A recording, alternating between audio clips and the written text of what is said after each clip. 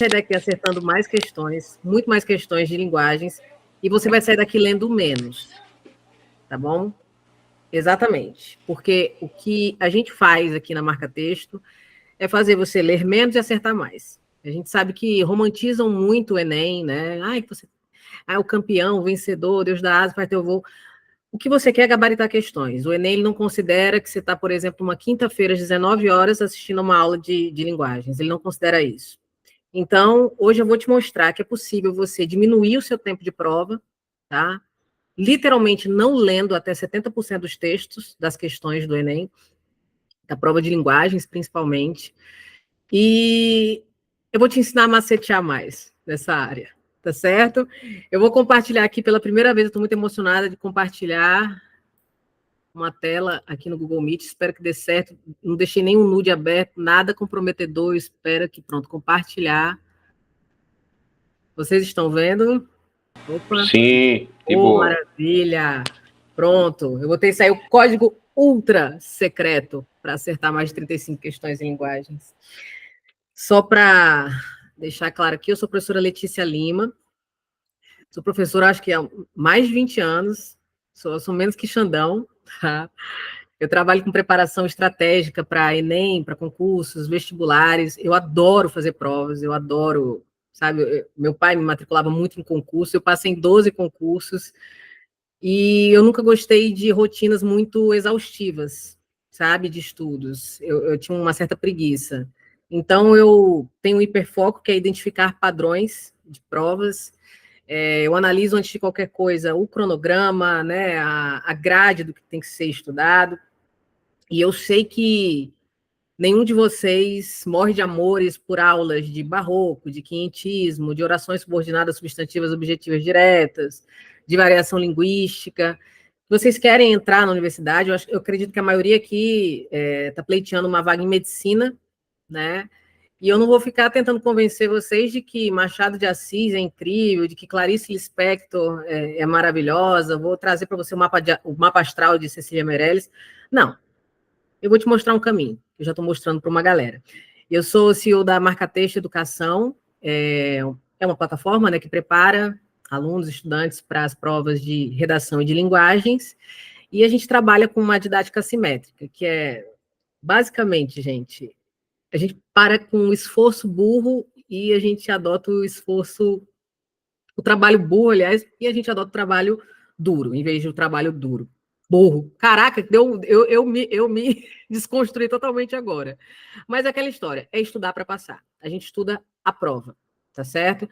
E eu vou mostrar para vocês que é possível, certo? A escola ela não te preparou para o Enem. O professor que dava a matéria, que dava a aula, era o mesmo que elaborava a prova. Então, se ele estava pé da vida com a turma, ele ia descontar em você, tá? Ele podia ponderar ou não, sabe, considerar a sua nota ou não. Por isso que quando você chega no Enem, você fica mais perdido do que crente na farofa da GK. Tu fica assim, diabéis, eu nunca vi isso aqui. Tem um poema, é uma questão de biologia, né? É uma questão de linguagem, tem uma placa de trânsito, que você não foi preparado. O cursinho também não nos prepara, por quê? Eu não vou explicar agora, porque é uma conversa para um outro momento mesmo, mas o cursinho, ele te prepara para uma abordagem mais tradicional. E o Enem, quem é aluno do Xandão já sabe, né, já está muito safo de muitos detalhes, muitos critérios, que o Enem é um exame.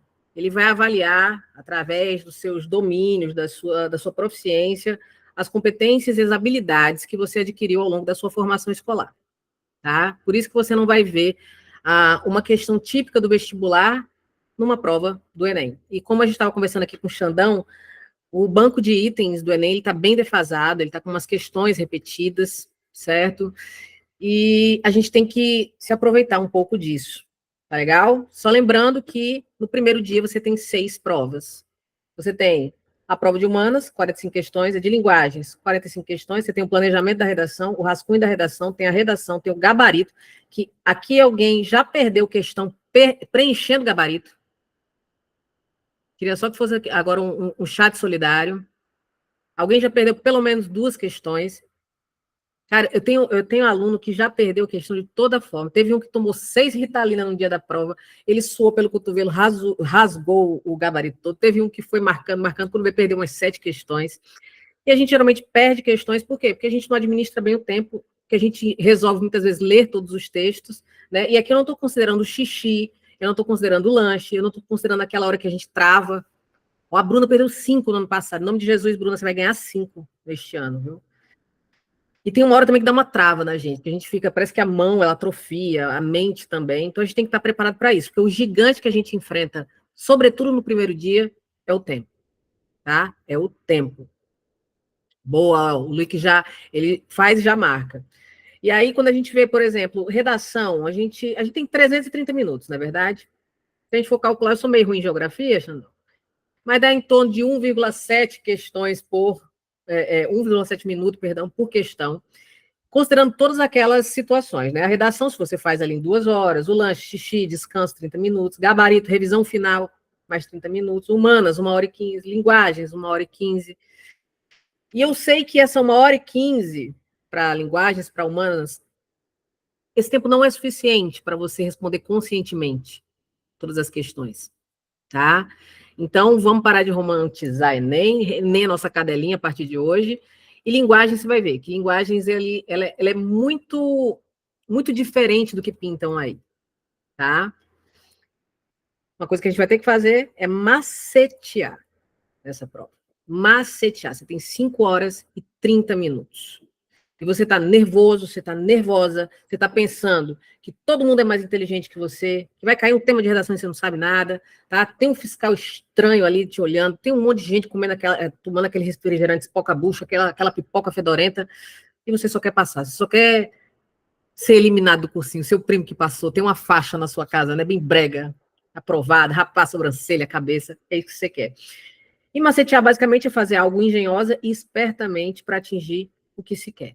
Tá? Alguém aqui curte de verdade essa área de linguagens, literatura, gramática, pode ser bem sincero, gramática, interpretação, sabe? Você pegar ali, degustar uma morfologia, uma análise sintática. Qual é a sua relação? Né? Vocês têm uma boa relação com isso, boas lembranças? Tipo, vai ter aula de literatura. Aí o professor começava com veja bem. Todo negócio que começa com veja bem vai dar merda, gente. Vai ser longo, vai ser chato pra caramba. E ele vai convencer você de que é legal, mas não é, geralmente. Mas que bom, né? O Luiz falou comigo aqui. Espero também que vocês compartilhem comigo. Não tem problema se você não gostar. Mas olha só, vou trazer aqui só algumas coisas interessantes para a gente introduzir e ir direto para a prática. Eu trouxe questões aqui para a gente colocar isso em prática. A prova de linguagem não é uma prova de interpretação. Tá certo? Então, se sua dificuldade de interpretação de texto, que bom, ela não é uma prova de interpretação. Ela não cabe recurso, ela vai avaliar competências e habilidades, e não sua capacidade de interpretar necessariamente algo. Ela não é uma prova de conteúdos também. O conteúdo na prova de linguagens e também na prova de humanas, ele é um meio, ele não é um fim, tá? Então, se você tiver uma base relativamente boa, você já consegue performar bem nessas duas provas. Você pode ver que não cai gramática pura, não cai sintaxe, não cai isso, tá? Ela cobra de uma forma transversal, contextualizada, tá? Para avaliar se você é capaz de reconhecer, identificar, analisar, relacionar. É isso que ela quer saber, tá? Então, se você segue cronograma de conteúdos para linguagens, não é tão interessante. Eu acho que você podia estar vendo uma série, fazendo cálculo estequiométrico, que é muito mais difícil. Ela tem um padrão, e se repete desde 2009, tá bom? Esse padrão de questões da abordagem da prova. Isso analisando, eu fiz uma análise de todas as provas do Enem, Enem PPL, Enem segunda aplicação, Enem digital, Enem cancelado, Enem tradicional, tá? Existe um padrão que se repete na abordagem, no comando das questões, nos distratores, no tipo de abordagem, no tipo de conteúdo que cai. Se a gente for analisar, conteúdo vai cair, vai exigir de você aí, é o equivalente a 10% do que você precisa, de toda a munição que você precisa para a prova de linguagens. Isso é diferente, por exemplo, de física, de matemática. Você precisa saber matemática básica para se dar bem em matemática. Você precisa saber de matemática básica para se dar bem em física. Na verdade, linguagens não necessariamente. Ela tem umas pegadinhas, tá? Não são pegadinha, na verdade, o nome dessas pegadinhas são distratores. Os distratores são armadilhas de Lucifer para você marcar B em vez de C. Sabe quando você fica na dúvida? Seu coração está dizendo, é B, marca B, menino, B, aí você marca C, só que é B, B de bucéfalo, que é o cavalo de Alexandre o Grande. O distrator, ele é baseado nos principais erros dos estudantes. Que a prova, os itens do Enem, eles são aplicados antes, em outra situação, em outro contexto, e os distratores, eles se baseiam nisso. Tá? Erro aqui foi por extrapolação, por redução, por contradição, tá? E a gente vai ver como isso acontece. Ela tem textos enormes que, na maioria das vezes, não precisam ser lidos, na maioria esmagadora das vezes, e ela é determinante para as demais provas. Porque você sair, eu sei que é muito importante o peso de natureza, matemática. Matemática, se você botar um nome, você tem até RI de 700 pontos, né? Linguagem, você faz 45, aí fica lá capengando ainda. Mas você sair bem do primeiro dia é determinante para o seu desempenho no segundo dia. É determinante. Tem gente que entra na caverna que nem o profeta Elias, fala, não vou sair daqui nunca mais, depois que sai do primeiro dia, porque acha que se deu mal, não quer conferir gabarito provisório, acha que zerou a redação, mas quando você sai confiante de que fez uma boa prova de humanas, de linguagens, de redação, cara, você sai inflado, que nem um pombo, assim, um peito de pombo para o segundo dia. Isso é muito importante, porque o fator emocional é o que ferra a maioria dos candidatos. É o fator emocional, não é o intelectual, não é cognitivo, é isso, tá? E aí tem algumas ciladas, em forma de estratégia, muitas vezes. Estudar por conteúdos que mais caem em linguagens, isso não rola, tô falando isso em linguagens, tá, galera? Não tem, o que mais cai é lágrima, para quem estuda por conteúdo que mais cai. Estudar por cronograma de conteúdo, que mais cai. Eu peguei cronogramas na internet, tinha assim, ó, estudar formação de palavras, estudar classe de palavras. Isso é bom, se você gosta, se você tem tempo. Agora, meu amor, para passar no Enem, não. Eu sugiro que você rasgue esse cronograma. Se for PDF, imprima e rasgue para ser mais simbólico, para ser ainda mais efetivo. Outra coisa, estudar do zero. Tem gente que já está fazendo mestrado em cursinho. Isso não é motivo de vergonha, tá? Mas é vergonha você já ter 3 anos de cursinho e começar do zero a estudar linguagem. Vamos lá para o que é língua, o que é linguagem. Você não precisa disso. Você tem repertório suficiente para começar exatamente onde você parou, tá bom? Estudar apenas por questões inéditas e de outras bancas, pois já viu todas as questões do Enem. Você pode ter visto todas as questões do Enem, das edições anteriores, você pode ter respondido, mas você não viu com um olhar específico de quem elaborou esse item, de quem elaborou essa questão.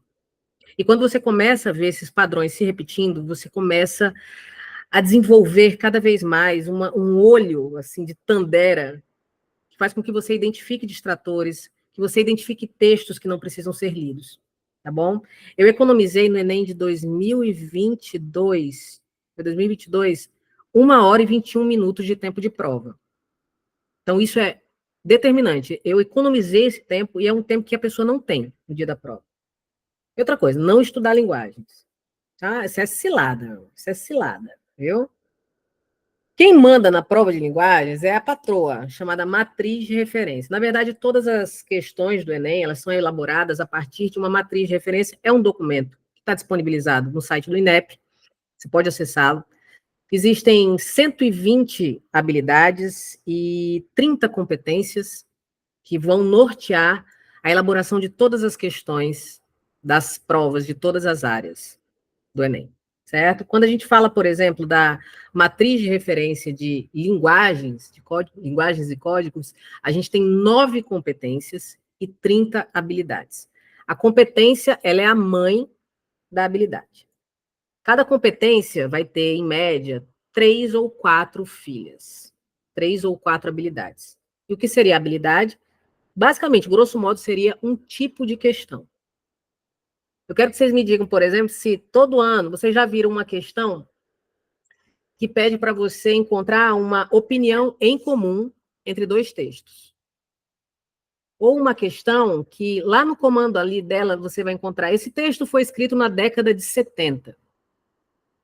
Ou então uma questão que pede para você encontrar uma marca de variação linguística presente no texto, que geralmente é um poema do Patativa de Assaré, uma música do Luiz Gonzaga, né? Que mais? Você vai encontrar também uma questão que vai falar sobre educação física ou sobre que mais? Sobre padrões de beleza, preconceitos, ou uma questão que tem ali um cartaz de uma campanha do agasalho, campanha de adoção, né, violência nos estádios. Você vai ter uma questão que fala assim, por que pegam a linguagem verbal com a linguagem não verbal? Ou então uma questão que fala qual a função social desse texto? Ou qual a estratégia argumentativa utilizada nesse texto?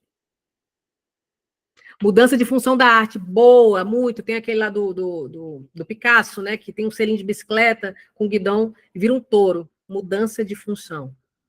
Tem de uma senhorinha também que faz roupa com papel de bala, essas coisas. Mudança de função. Literatura, são 3 tipos de questões que existem. Uma que vai pedir para você informações sobre o contexto histórico, uma que vai pedir para você algo relacionado aos recursos expressivos utilizados, e uma que vai pedir para você alguma informação sobre valores sociais e humanos. Certo? Então, é entender isso, porque é ela que determina o que cai na prova. Então, basicamente, se a gente for pensar na prova de linguagens, basicamente existem 30 tipos de questões de linguagens.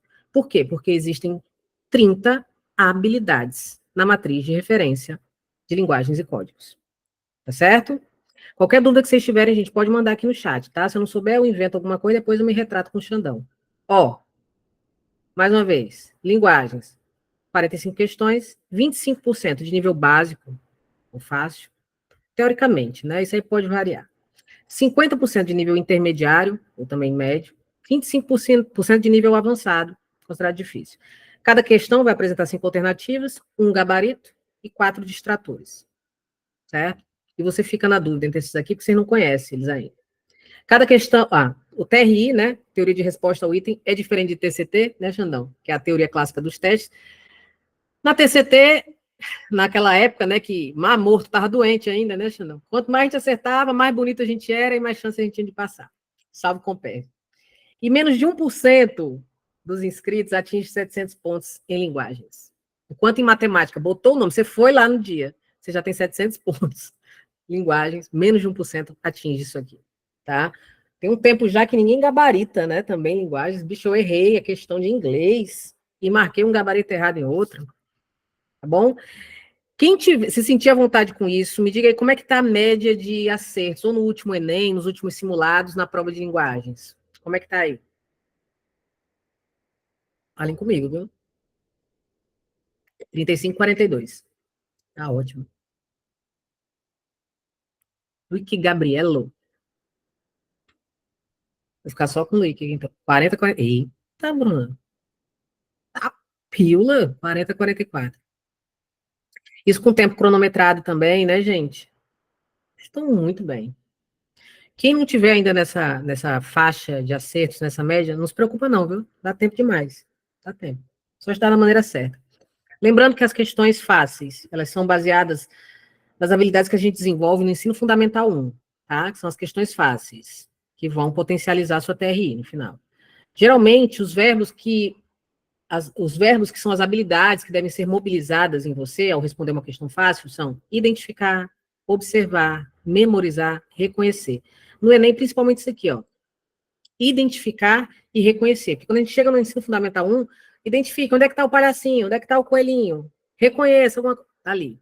Então, geralmente é esse tipo de habilidade que você tem que mobilizar para acertar uma questão fácil. Quando eu coloquei bem lúdica, né? Coloquei o carrossel. E aí a gente tem as questões de nível médio ou intermediário. São aquelas que a gente vai desenvolver no ensino fundamental 2, até o 9º ano. Então, basicamente são associar, comparar, relacionar, compreender, caracterizar, justificar, classificar. Geralmente aqui a gente tem uma relação de causas e consequências. Beleza? Então, por exemplo, se a gente observa o verbo identificar, é muito mais simples do que, por exemplo, relacionar. Que eu preciso antes identificar algo e depois relacionar algo com outro algo, tá? Ainda é muito massa, faz bem para sua TRI para caramba. E temos as questões difíceis também que a gente aprende no ensino médio, tá? Analisar, explicar, inferir, criticar, concluir e resolver. Aí já são comandos um pouco mais complexos. Tem muita gente que deixa de fazer questão difícil ou acha que não é importante, que se acertar vai perder ponto. Depende. Isso o Xandão explica para vocês divinamente bem. Ela ainda vale alguma coisa. Mas não é tão absurdo caso você erre uma questão dessa e acerte uma fácil, acerte uma intermediária, tá bom? E aí, eu dei uma analisada nas cartilhas dos aprovados do último SISU, né, 2023, de algumas universidades, os aprovados em medicina, os desempenhos, né, de medicina. E aí eu peguei, basicamente, o FMG, o FJF, o UFBA, o FOB, o FRN e o FRJ. Eu dei uma analisada aqui nos desempenhos, dos acertos, a média de acertos em linguagens dos aprovados em medicina. O FMG, 37,6. O FJF, em Juiz de Fora, 35,6. UFBA, 37,3. O FOB, lá na Bahia também, 38,7. O FRN, 36 acertos. E o FRJ, 36,4 acertos. A média geral aqui desse bloco são 37 acertos. Aí quer dizer, então, Letícia, que se eu acertar 35 eu não vou passar? Não. Teve gente que acertou 30, teve gente que acertou 29, só que eles compensaram em outras áreas, tiveram uma excelente nota em redação. É como o Xandão fala, você tem que ter uma coerência, beleza? Redação, basicamente, a mesma coisa. O FMG, 953 pontos, a média. 936 na UFJF, 943 na UFBA, 945 o FOB, o FRN 940 e o FRJ 958. A média 946. Então, a gente mira agora nos 940, 920 mais, tá bom? Se você tirar 900, significa que não vai passar? Não significa isso. Mas você tem que compensar em outras áreas. E aí, quantas redações em média faziam por semana? Aqui a galera da UFMG só fazia redação, da UFRJ também, da UFOB também, o peso lá na Bahia de redação é incrível, eu acho que peso 5, se não me falha a memória, ou 4. E muitos consideravam as áreas de linguagens e redação como as áreas de maior dificuldade, né? Graças a Deus. E aí, pessoal, só repetindo, existem 30 tipos de questões na prova de linguagens. Os distratores são baseados nos principais erros dos estudantes. Não é recomendado, né, que você resolva a prova na ordem direta. Isso pode custar uma questão ou outra. O pessoal fala muito do método mangá, você resolvê-la de trás para frente, de frente para trás, de baixo para cima, tanto faz. As questões fáceis e médias valem mais que as difíceis, não significa que as difíceis não valham nada. É impossível gabaritar uma prova pelo método tradicional, lendo tudo. Você pode gabaritar linguagens e humanas, mas aí você esquece a redação, certo? E é impossível responder conscientemente lendo todos os textos. Você não precisa disso, tá certo? E aí, quando a gente fala em distratores presentes nas questões, a gente tem toda a questão, ela vai ter o texto base, a fonte, às vezes um título, comando, ok. Tem um gabarito. Você vai ter um distrator por extrapolação. Basicamente, é quando ele entrega mais do que aquilo que o enunciado está pedindo. Digamos que você tem uma questão e um comando que pede de você algo relacionado a Machado de Assis, certo? Machado de Assis. E a alternativa A traz uma informação sobre o realismo, que é um movimento do qual Machado de Assis faz parte. Isso aqui não necessariamente está errado, mas está extrapolando aquilo que o comando da questão está solicitando de você. Tá bom? Então, extrapola. Eu tenho de redução ou restrição, que também existem vários exemplos, mas eu vou continuar aqui no Machado de Assis. O comando pede algo sobre realismo, e na alternativa B aqui tem algo sobre Machado de Assis. Ou o comando pede para você informações sobre 2 textos, mas aqui na alternativa está falando só sobre um texto. Isso é um distrator por redução, porque não necessariamente está errada aquela alternativa, mas ela pode ter um distrator. A gente tem também o distrator por contradição. É o que contraria justamente ou o que o comando está pedindo ou o que o texto está afirmando. Certo? Então, ele contradiz. Geralmente é o mais simples de identificar.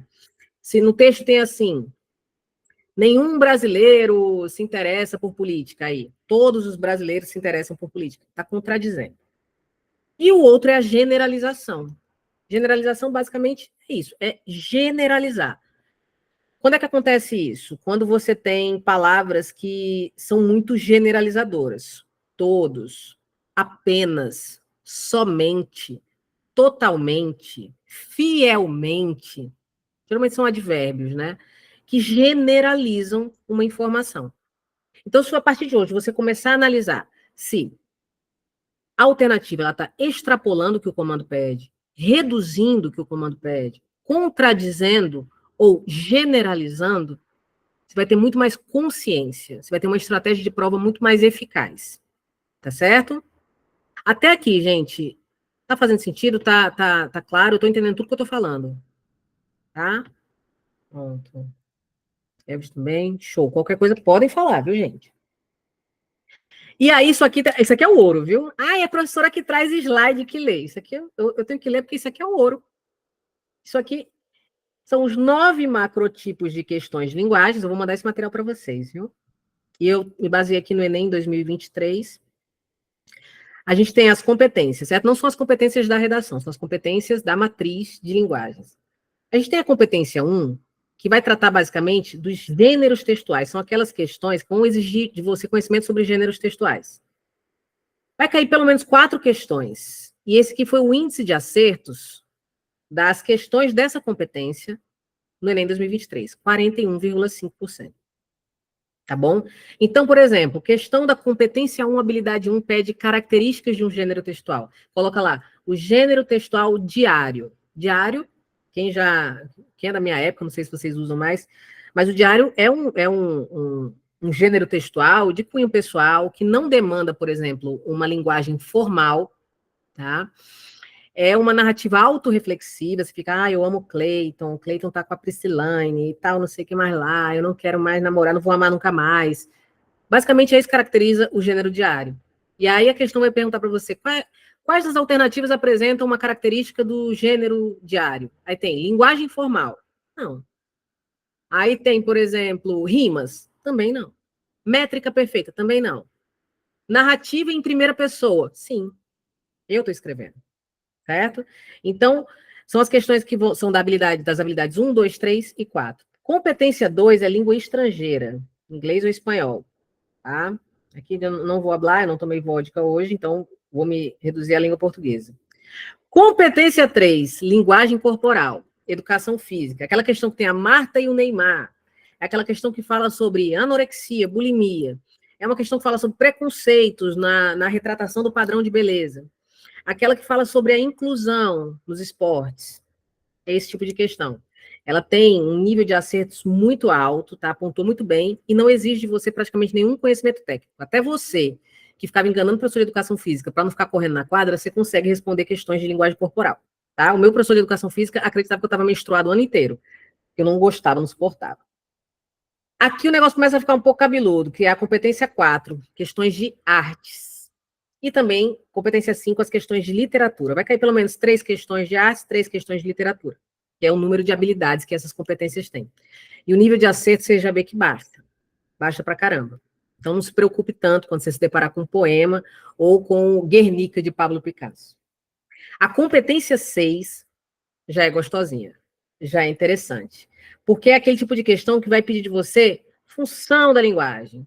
Além da função emotiva, que outra função da linguagem está presente no texto acima? Ou então, quais recursos garantem a progressão temática do texto em questão? Ou o termo aliás cumpre qual função na organização textual em questão? Certo? Então, são questões que vão pontuar bem. Funções da linguagem, elementos da comunicação. A competência 7, ela tem aí seus 4 tipos de questões, tá?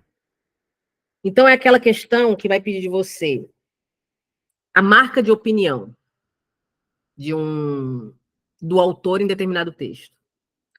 Vai ter também aquela questão que pede para você encontrar opiniões divergentes ou semelhantes presentes em 2 textos. Ela fala assim, ambos os textos falam sobre a questão do uso do plástico na sociedade. Apesar de abordarem a mesma temática, ambos divergem entre si quanto a... Ou então, ambos apresentam a mesma opinião quanto a... Certo? E também vai ter um tipo de questão da competência 7 que fala sobre a associação entre linguagem verbal e não verbal para fazer o quê? Para mudar um comportamento. Então, associa-se aqui a linguagem verbal, ou seja, palavras, e a linguagem não verbal, ou seja, imagens, com o intuito de quê? De mudar um comportamento. Também na competência 7, você vai ter uma que pergunta qual a estratégia argumentativa utilizada pelo autor para o convencimento do seu público. Aí também você vê que tem uma pontuação bacana. Na competência 8, a gente vai encontrar aquelas questões sobre variação linguística. Mas não é só variação regional, histórica, não. É, por exemplo, por que utilizou aqui a norma padrão? Por que a autora desse texto acadêmico utilizou a norma padrão?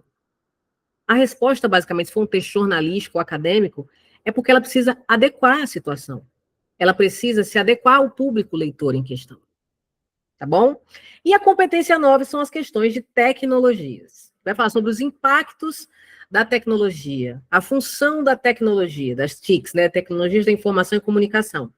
Vai falar sobre a linguagem utilizada nesses novos gêneros digitais. E lembrando que o Enem sempre vai trazer uma visão bacaninha das coisas. Então, se você usa uma abreviação, uma gíria, ele nunca vai abordar isso de forma negativa. O uso dessas gírias, ou de emojis, ou de memes, significa o fim, né? Significa o fim da linguagem padrão brasileira. Não, isso aqui significa a evolução, uma adequação ao ritmo dessas novas tecnologias. E ponto. E pontuam bem também. Então, assim, tirando aí nossas amadas artes e literatura também, o restante pontuou muito bem. Mas é interessante que você sempre acerte, se puder, viu? Se não puder, tá tudo bem. Não dá. Eu tô falando de linguagem sempre, tá? Que é o meu lugar de fala. Não dá para gastar mais de 2 minutos numa questão, meu amor. Não dá, você não tem esse tempo. Para de ser louca, para de ser louco. Você não pode fazer isso. Tá certo? Então, eu sei que muitos de vocês ficam ali apegados àquela questão, aqui é uma questão de honra eu acertar isso aqui. O bebê da Tarlatana Rosa, eu lembro ainda desse texto. Porque o Enem vai trazer uns textos confusos, Milton Ratum, vai trazer da lagarta, vai trazer do não sei o quê, da avó que é trans. Vai ter todo tipo de questão, tá certo? Mas você não vai perder mais. E é possível economizar até 1 hora e 21 minutos só na prova de linguagens. Os meus alunos estão ficando muito preguiçosos, eles estão usando em linguagens, em humanas, em naturezas, e eu não sei como, mas uma aluna já usou em matemática o método da gente, que é o NPLT, certo? NPLT basicamente não precisa ler o texto. Então, a gente qualifica, classifica as questões dos nossos simulados, a gente vai metrificando também o tempo economizado, porque até 70% dos textos das questões da prova de linguagens não precisam ser lidos. E é isso que vai te dar a economia de tempo. Analisando. Agora, eu vou responder. Não, você tem que treinar. Treina para fazer isso. Tá bom? E vamos aqui. Não é golpe, não, viu, gente? Não é golpe. Aqui a gente tem casos de alunos: 40 de 45, 25 para 37 em 1 hora, 27 para 41, 29 para 40, 40 de 45, 41 em linguagem, 41 e 45 em 1 hora, 38 de 45. O NPL tem tudo, isso aqui é exagerado. NPL tem naturezas, ó. Fiz a questão de natureza sem ler o texto. Humanas e linguagens em 2 horas, de 23 para 37. Tá? Então, isso aqui é prova. Porque eu falar uma coisa é fácil, né? Outra coisa. O negócio é matar a cobra e mostrar a cobra morta, porque matar a cobra e mostrar o pau é fácil. Então, vamos praticar. Tá certo? Vamos embora, então, para questões. Eu trouxe algumas questões para vocês e eu, propositalmente, coloquei uns empecilhos. Primeira questão que a gente vai resolver aqui é da competência 1. A competência 1, ela fala isso aqui que é complicado pra caramba. Aplicar as tecnologias da comunicação e da informação na escola, no trabalho, em outros contextos relevantes à sua vida. É aplicar o que você aprende no dia a dia. E a habilidade que a gente vai ver agora na próxima questão é a habilidade 1 da competência 1. Ela fala para você, ela pede para você identificar. Olha aí, identificar. Já é uma questão mais tranquila. As diferentes linguagens. Que diferentes linguagens? Verbal, não verbal, híbrida. Uma linguagem mais culta, uma linguagem mais informal. Então, identificar as diferentes linguagens e seus recursos expressivos. Recursos expressivos são estratégias que o cara lá que está escrevendo o texto, ele utiliza. Esse cara usou que recurso expressivo aqui? A ironia. Esse aqui, a métrica. Esse aqui, a rima. Esse aqui, ele faz perguntas retóricas. E esse outro, ele repete palavras. Então, são recursos expressivos para que ele atinja o seu propósito. Tá bom? Então, identificar as diferentes linguagens e suas estratégias como elementos de caracterização do sistema de comunicação. Aí eles complicam, né? Sistema de comunicação é o quê? Gêneros textuais. Então, basicamente, questões da competência 1, habilidade 1, quer que você identifique as características de um gênero textual. Ponto. E aí, vamos direto aqui. Infelizmente, o blogueirinho está na frente, mas isso aqui é uma questão do Enem PPL 2023. Competência 1, habilidade 1. Tá bom? Infelizmente, ele está na frente, não vamos poder lê-lo, mas vamos para o nosso comando, que diz o seguinte. Márcia Tiburi trata de um tema relevante para a sociedade moderna. Qual é esse tema? A convivência interpessoal e a hiperconectividade vivenciada no ciberespaço. Essa informação aqui não serve para nada para essa questão. O que vai servir é isso aqui. O texto classifica-se quanto ao gênero textual como artigo de opinião. Por quê? Artigo de opinião. Então, por que esse texto da Márcia Tiburi, que a gente não vai ler, se classifica como artigo de opinião? Lembrando que você não precisa ler o texto. Letra A. Está dizendo que ele é um artigo de opinião porque ele busca resolver. Está dizendo na B que ele é um artigo de opinião porque procura definir. Letra C. Está dizendo que é um artigo de opinião porque tenta explicar.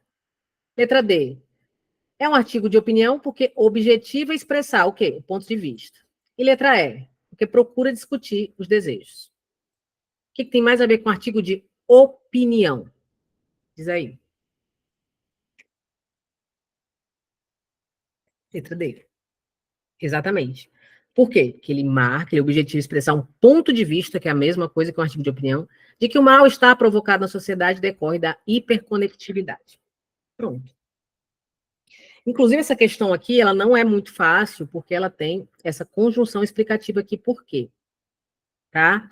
Então, se você tem aqui, tem que mobilizar a sua capacidade de explicar algo, significa que essa questão não é tão fácil. Tá? Lembra que as questões fáceis, identificar, reconhecer, observar. Então, se você encontra por quê, uma vez que, vocês já viram uma vez que? Uma vez que, certo? Geralmente isso aqui vai ser o quê? Vai ser uma questão que não é tão fácil. Vai pedir que você explique algo. E aqui a gente tem letra D. Expressar o ponto de vista. Um artigo de opinião, ele não quer resolver a causa de alguma coisa, não quer definir a solidão. Isso aqui geralmente é um verbete. Ele não quer explicar o comportamento. Tampouco ele quer discutir os desejos. Mas sim, ele se caracteriza como artigo de opinião porque expressa o ponto de vista de alguém. E ponto. Letra D. Certo? Vou para a próxima já. A Pablo está na frente. Essa questão aqui, eu fui até calcular, eu fui buscar uma ferramenta para calcular o tempo de leitura. E aí, o que acontece? Nós temos aqui a leitura desse texto, a leitura desse texto, em um ritmo normal, nem lento nem acelerado, demandaria de você um tempo de 3 minutos e 53 segundos de leitura. Imagina. Ainda bem que a Pablo está na frente. É um texto do Enem 2017, competência 1, habilidade 1 também. Características dos gêneros textuais. E aqui a gente tem o título, ó, Romanos usavam redes sociais há 2000 anos, diz livro. E aí, olha o comando. Na reportagem seria o quê? O gênero textual em questão. Isso aqui é uma reportagem, beleza. Na reportagem, há uma comparação entre as tecnologias de comunicação antigas e atuais. Beleza. Então, compara com a dos romanos, antiga, com as atuais, de hoje. Aí, olha só, quanto ao gênero mensagem, lembrando que mudou. Esse gênero aqui é reportagem. Mas aí ele está perguntando, quanto ao gênero mensagem, identifica-se como característica que perdura ao longo dos tempos o quê? Então, quanto ao gênero mensagem, tem que ser uma característica que perdure, é uma característica em comum para os romanos e para a gente. Quanto ao gênero mensagem, que perdurou de lá até aqui, ao longo dos tempos. Então, qual é essa característica? Letra A, está dizendo que essa característica que perdura até hoje é o imediatismo das respostas. Letra B está dizendo que é o compartilhamento de informações.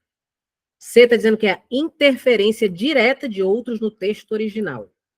Letra D, recorrência do seu uso entre membros da elite. E letra E, perfil social dos envolvidos na troca comunicativa. Olha só, o gênero mensagem, tanto para os romanos 2000 anos atrás, quanto para a gente, hoje, ele tem que ter uma coisa em comum. Imediatismo nas respostas. Imagina o cara, pega o pombo, treina o pombo. Pombo, você vai entregar mensagem. Beleza, treinou. Pega a mensagenzinha, coloca no pezinho, na patinha do pombo. Vai, pombo, entrega. Hoje você faz assim, oi, sumido.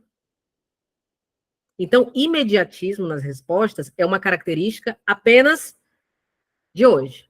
Então, restringe, reduz. Então, não pode ser letra A, tá? Opa, vou colocar vermelhinho aqui. Não pode ser letra A. Letra B está dizendo que o que tem em comum entre essa tecnologia, a mensagem de lá e de agora, é qual? Compartilhamento de informações. Então, quando os romanos mandavam mensagens 2000 anos atrás e a gente mandando mensagem aqui hoje, o compartilhamento de informações é o nosso propósito? É uma característica? Sim. Letra B é o nosso gabarito. É o que tem em comum entre a mensagem de antigamente e a mensagem de hoje. Não importa quando que essa mensagem vai ser transmitida, em quanto tempo, não importa. O propósito é compartilhar informações. Hoje você mandando um zap, ontem o cara botando uma mensagenzinha na patinha do pombo e mandando para outra pessoa. Certo? A letra C diz que é a interferência direta de outros no texto original. O teu WhatsApp aqui, me diga, você tem teu WhatsApp tem interferência direta de outros no seu texto? Quer dizer que seu texto ele passa daqui, aí tem aqui um atravessador que vai analisar, vai censurar para mandar? Também não. Isso aqui é um distrator? Também por restrição, porque poderia ter uma interferência de outras pessoas naquela época, mas hoje não. Então não pode ser a letra C. A letra D está dizendo que é a recorrência de seu uso entre membros da elite. Pode ser que nesse texto tenha falado aqui, alguém tenha falado que isso era uma característica das antigas, mas hoje não. Hoje, a gente pode ser lascado, pode ser rico, herdeirinho, tudo, mas isso não é restrito a membros da elite. Então, a alternativa correta tem que contemplar as duas situações, se não restringe. Tá? Então, não pode ser a letra D. E aí, está dizendo que o que tem em comum entre eles, na letra E, é o perfil social dos envolvidos na troca comunicativa. Mesma coisa da anterior. Não tem a ver com perfil social, tá bom? O gênero mensagem, o que tem em comum entre a mensagem enviada 2000 anos atrás e a de hoje, é justamente o compartilhamento de informações. Ficou claro para vocês isso? Ficou claro? Está clareando um pouquinho só, pelo menos um pouquinho para você saber se está facilitando um pouquinho já. Vocês estão rindo, pelo menos assim, para linguagens. Calma, Letícia, não é para tanto, né? Então, você economizaria aqui, ó, 3 minutos e 53 segundos. Beleza? Então, letra B de Bucéfalo, o cavalo de Alexandre o Grande. Vamos ver se tem mais uma questão. Agora a gente vai ver uma questão da competência 1, habilidade 3. A habilidade 3 é aquele tipo de questão que pede para você relacionar informações geradas no sistema de comunicação e informação. Lembrando que sistema de comunicação e informação é um nome bonito para gêneros textuais. Considerando o quê? Função social desses sistemas. Isso aqui vai ser fundamental para você identificar as questões da habilidade 3. Função do texto, função social, o objetivo, geralmente vai ser assim. Eu já trouxe uma para vocês aqui. Infelizmente, também a gente tem uma imagem na frente, a gente não vai poder estar lendo, tá? Mas é do Enem, não coloquei aqui qual a edição do Enem, mas deve ser recente. Olha só. A função social da carta do leitor está contemplada nesse texto, porque, em relação a uma publicação em edição anterior de uma revista, ele apresenta o quê? Carta do leitor. Peguei minha revistinha aqui, Gibi da Turma da Mônica, tá? Aí, gostei disso aqui, mas acho que deveria ter outro fim. Eu escrevo para o veículo, falo assim, ó, sou leitor da revista e tal, eu queria que fosse um outro desfecho e tal, tal, tal. Isso é publicado. Então, a carta do leitor é basicamente uma manifestação, um posicionamento, uma opinião em relação a algo que foi publicado em um veículo jornalístico, uma revista, um jornal, tá? Um periódico. Então, ele está falando a função social da carta do leitor. Está contemplada nesse texto porque, em relação à publicação em edição anterior de uma revista, ele apresenta o quê? Vamos aqui. Não leia, não. Ele apresenta um posicionamento relacionado a uma informação contida em uma entrevista. Ele apresenta um relato de acontecimentos históricos norteadores de uma entrevista. Ele apresenta, essa carta do leitor, uma sistematização de dados apresentados em uma entrevista. Ou ele apresenta uma descrição de uma entrevista, ou a síntese de uma entrevista. É a carta do leitor. Foi até da revista Cult, tá aqui. É um leitor da revista Cult. Se você for ver aqui no início, tem, ó, sou leitor da revista, acompanho a entrevista da juíza, tal, tal, tal. E aí? Por que a função social da carta do leitor está contemplada aqui nesse texto? Qual seria a função da carta do leitor? Nesse caso aqui, a gente tem... Alguém arrisca? Boa, Everton. Letra A.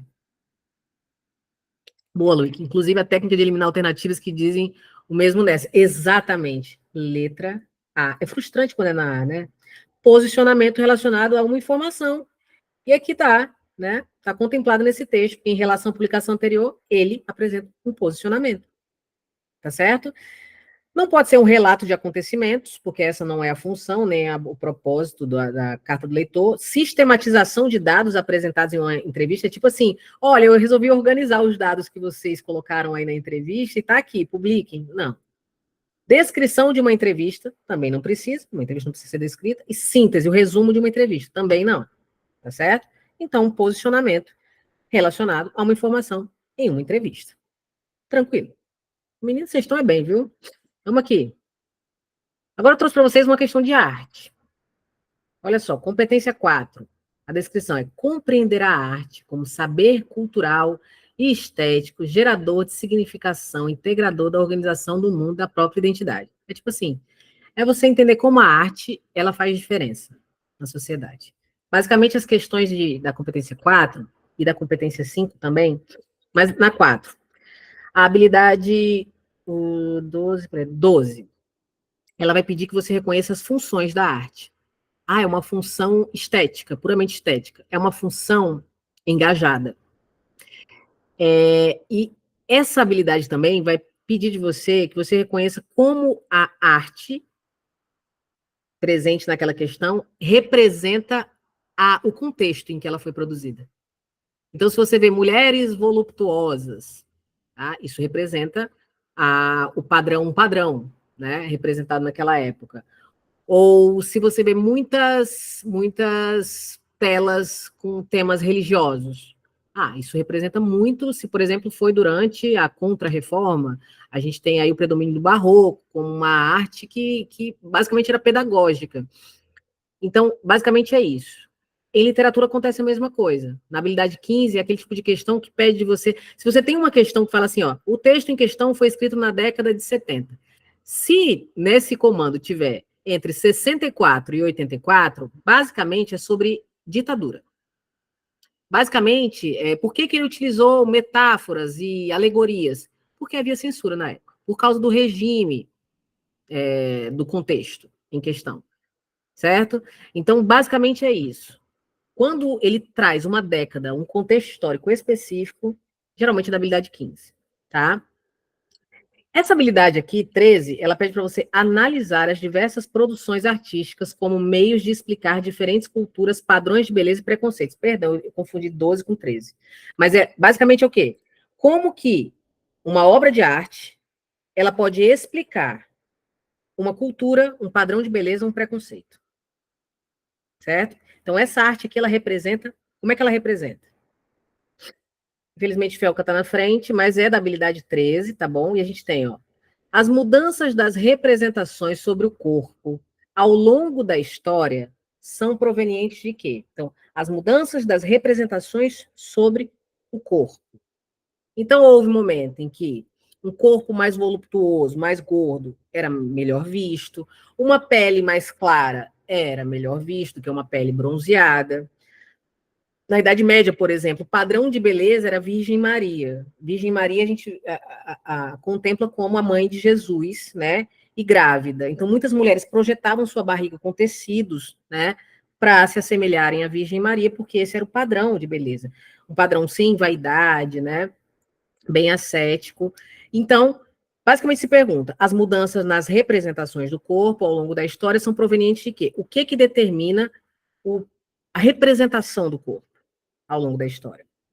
Letra A está dizendo que é a busca permanente pela saúde relacionada a um padrão corporal específico. Então, está dizendo que o que determina a representação do corpo na arte, sei lá, ao longo da história, basicamente é a busca pela saúde. Só que não. Não é a busca pela saúde. Não é isso que determina o padrão de representação. A letra B está dizendo que é a interferência da história da arte sobre padrões corporais valorizados no cotidiano. Também não é a história da arte que determina, porque a história da arte ela é influenciada por outro fator. Ela pinta o que a galera determina.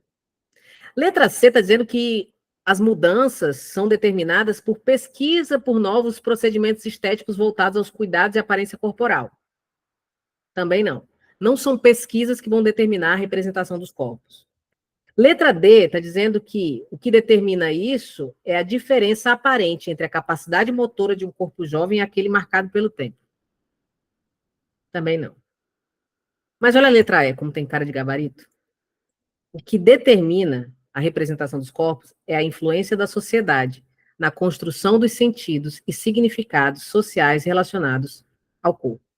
Então, é a sociedade que influencia o que vai ser representado nas artes. Certo? Então, isso aqui é uma típica questão da habilidade 13. Como que a arte explica um contexto? O contexto em que ela foi produzida, por exemplo. Certo? E não se abatam muito quando forem questões de artes, porque a gente sabe que não pontua tão bem. Beleza? Posso para a próxima? Posso, né? Ninguém gosta muito das questões de artes. Mas as questões da competência 8 são muito boas, são muito gostosinhas de resolver. Já estou me encaminhando até para encerrar, viu, galera? Disse para vocês que não ia dar para dormir. Tá tranquilo, né? Não deu para dormir ainda não, né? 8 horas, quinta-feira. Falei. Olha só, a gente tem a competência 8. É variação linguística. É nível de linguagem. Vai cair norma padrão. Certo? Adequação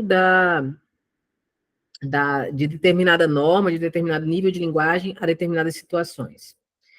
Ela pede para você compreender e usar a língua portuguesa como língua materna, geradora de significação e integradora da organização do mundo da própria identidade. Tá? Ela pede para você entender a língua portuguesa. E ela pede para você entender que ela varia. Tá? Que não tem certo, não tem errado. Tem adequado e inadequado. A gente aprende isso na Faculdade de Letras. A habilidade 26 é um tipo de questão que diz o seguinte, pede para você relacionar as variedades linguísticas às situações específicas de uso social.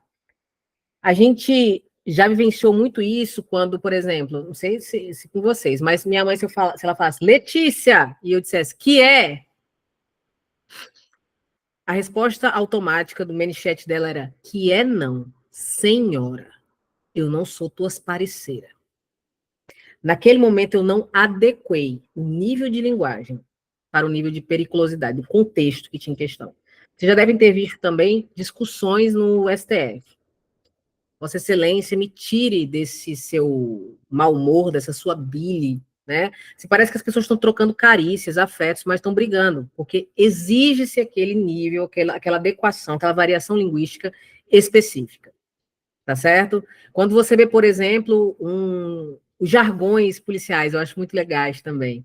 Né? Não, nós estamos conduzindo o elemento para a 9ª, 17ª DP, ele foi apreendido em fuga, mas o batalhão, um trabalho muito em conjunto, realizou a apreensão do mesmo e tal. Então, é adequação aquilo também. O jogador de futebol, pergunta, como é seu nome? Ele é o professor, começa a coceira aqui na língua, né? Professor, negócio que a gente treinar bastante, ir atrás de 3 pontos, né? E agradecer a torcida, que a torcida, camisa 12, né?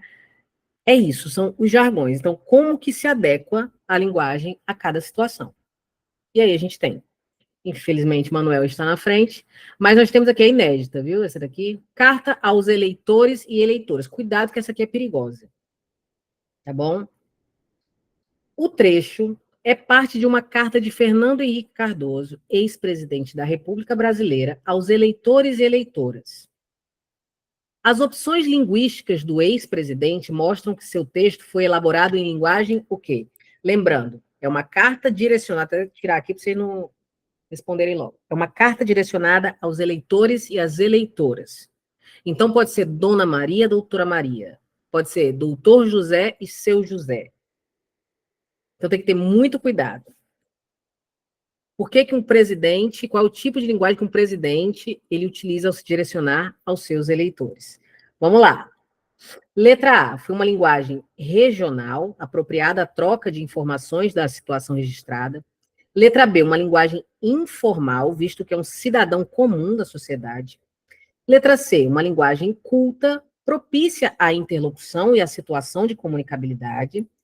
Letra D, uma linguagem jurídica pertinente ao tema de ingresso na gestão pública. Ou letra E, uma linguagem restrita, pois pede a compreensão de um interlocutor específico. Qual, na sua opinião, é a menos errada? C de caneta azul, gostei. Vocês concordam com o Luiz?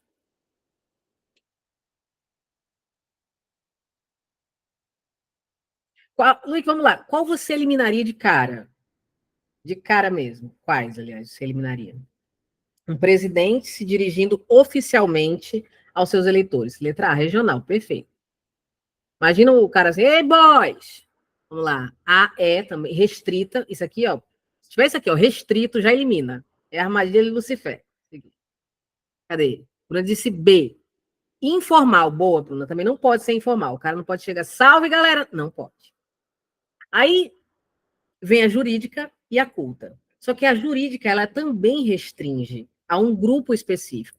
E lembrando que ele está se dirigindo aos eleitores e às eleitoras, ou seja, ao povo brasileiro. Ele não pode usar de jargões jurídicos. O data vênia, excelência, né? Exatamente, ela também restringe. Boa, Bruna, você falou para eliminar.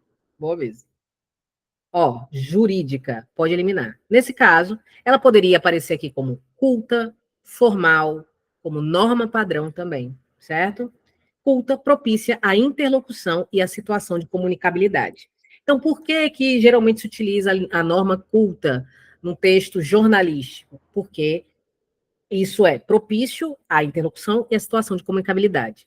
Então, se você tiver texto jornalístico, texto acadêmico, comunicações oficiais, discursos oficiais, e no comando questionarem por que está sendo utilizada a norma culta ou a norma padrão, você pode falar, afirmar com muita propriedade, por causa da situação de comunicabilidade, por causa do contexto, tá certo? Se for um texto acadêmico, texto jornalístico, também pode ser por causa do público leitor, tá? Isso, a jurídica também é bem restrita. Então, letra C, muito bem. Vocês estão manjando mesmo de linguagens. E aí eu trouxe uma de língua estrangeira para vocês, tá? Da competência 2. Todas as questões da competência 2 são de língua estrangeira, habilidade 5, 6, 7 e 8. E aí, essa habilidade em específico, ela perde para você relacionar... Ai, que droguinha. Relacionar um texto em língua estrangeira materna, né? As estruturas linguísticas, sua função e seu uso social, basicamente. E aqui nós temos a questão em inglês, tá? Letter to the editor, competência NPPL 2022, certo? O autor dessa carta se reporta ao editor de um jornal para o autor dessa carta. Então, foi uma carta ao editor, muito provavelmente trata-se de um leitor, certo? Então, o autor dessa carta se reporta ao editor do jornal para quê? Lembrando que eles publicaram a carta. Letra A, para criticar uma matéria. Letra B, para manipular estudantes. Letra C, atacar uma comunidade. Letra D, revelar uma premonição ou propagar desinformação. Gente, isso aqui não é uma questão, isso é uma mãe, não é verdade? O bom, manipular estudantes. Exatamente. Letra A. Então, você, no Enem, você vai se deparar com gêneros textuais que você utiliza no dia a dia, que você vê com muita frequência, e caso isso não aconteça, o próprio enunciado ou as alternativas já vão te dizer, já vão te entregar muitas informações. Então, você não precisa assistir a inúmeras aulas sobre o gênero editorial, sinopse, verbete. Você não precisa disso necessariamente. O que você precisa é saber o que é pertinente, sabe? Porque quando a gente está falando de Enem, tudo é pertinente, mas nem tudo é relevante. Ou seja, conhecimento de língua portuguesa, de sintaxe, de gramática, ele é pertinente, ajudaria, mas não é relevante para você acertar questões, tá certo? Então, aqui, por exemplo, a gente resolveu várias questões de linguagens que tratam de gêneros textuais e a gente não falou nada sobre gêneros textuais, certo? Estou tranquilo aí para vocês?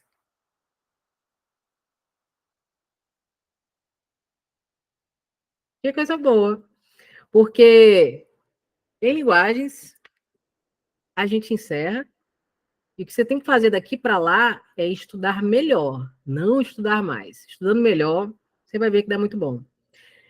E eu quero presentear vocês só com uma informaçãozinha, gente, meus alunos adoram. Vou colocar aqui para vocês. Alguém que tem problema com repertório na redação? Você esquece, você tem a informação, aí você esquece a fonte? Ou então, tipo assim, caraca, vou falar sobre o quê? Vamos aqui, rapidinho. Primeira coisa, fonte de repertório.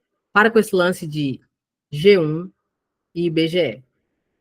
Você vai usar agora um repertório mais que... Repertório não, uma fonte universal de repertório. Essa aqui é universal. O corretor ele pode até procurar.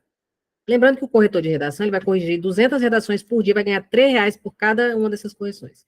A fonte universal para tudo se chama o quê? Google Notícias. Ficou feio isso aqui.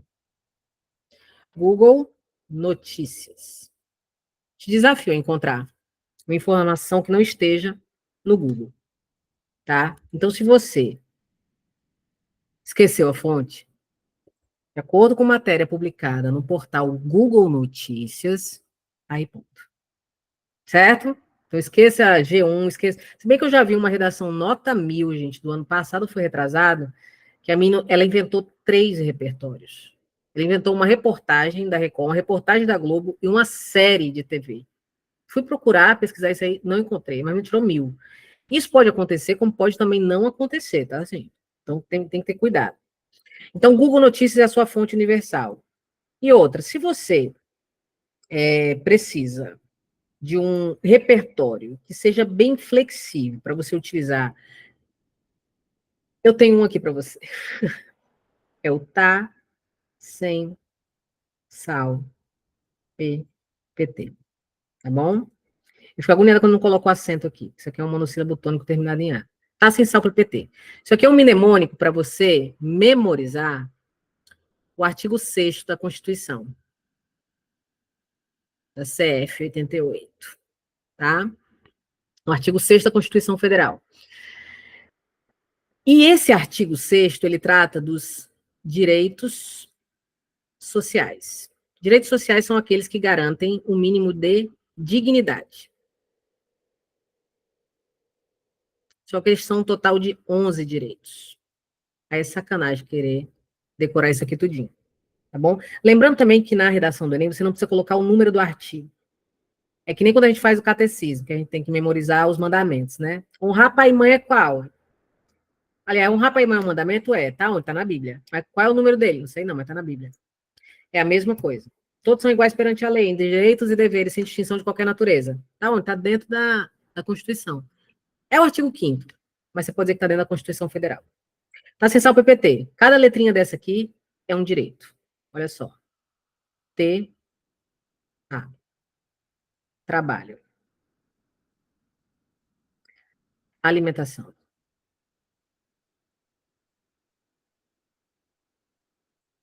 O primeiro S, saúde.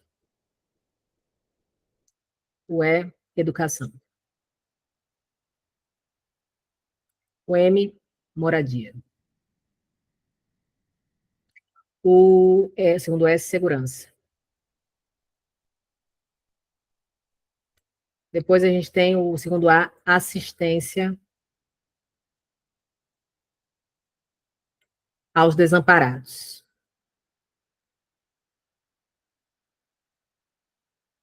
Beleza.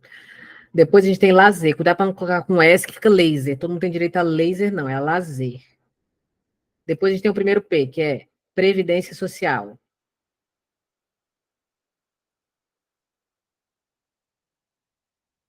Ok. Depois você tem o segundo P, que é proteção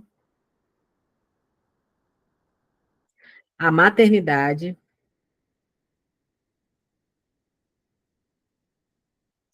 e à infância.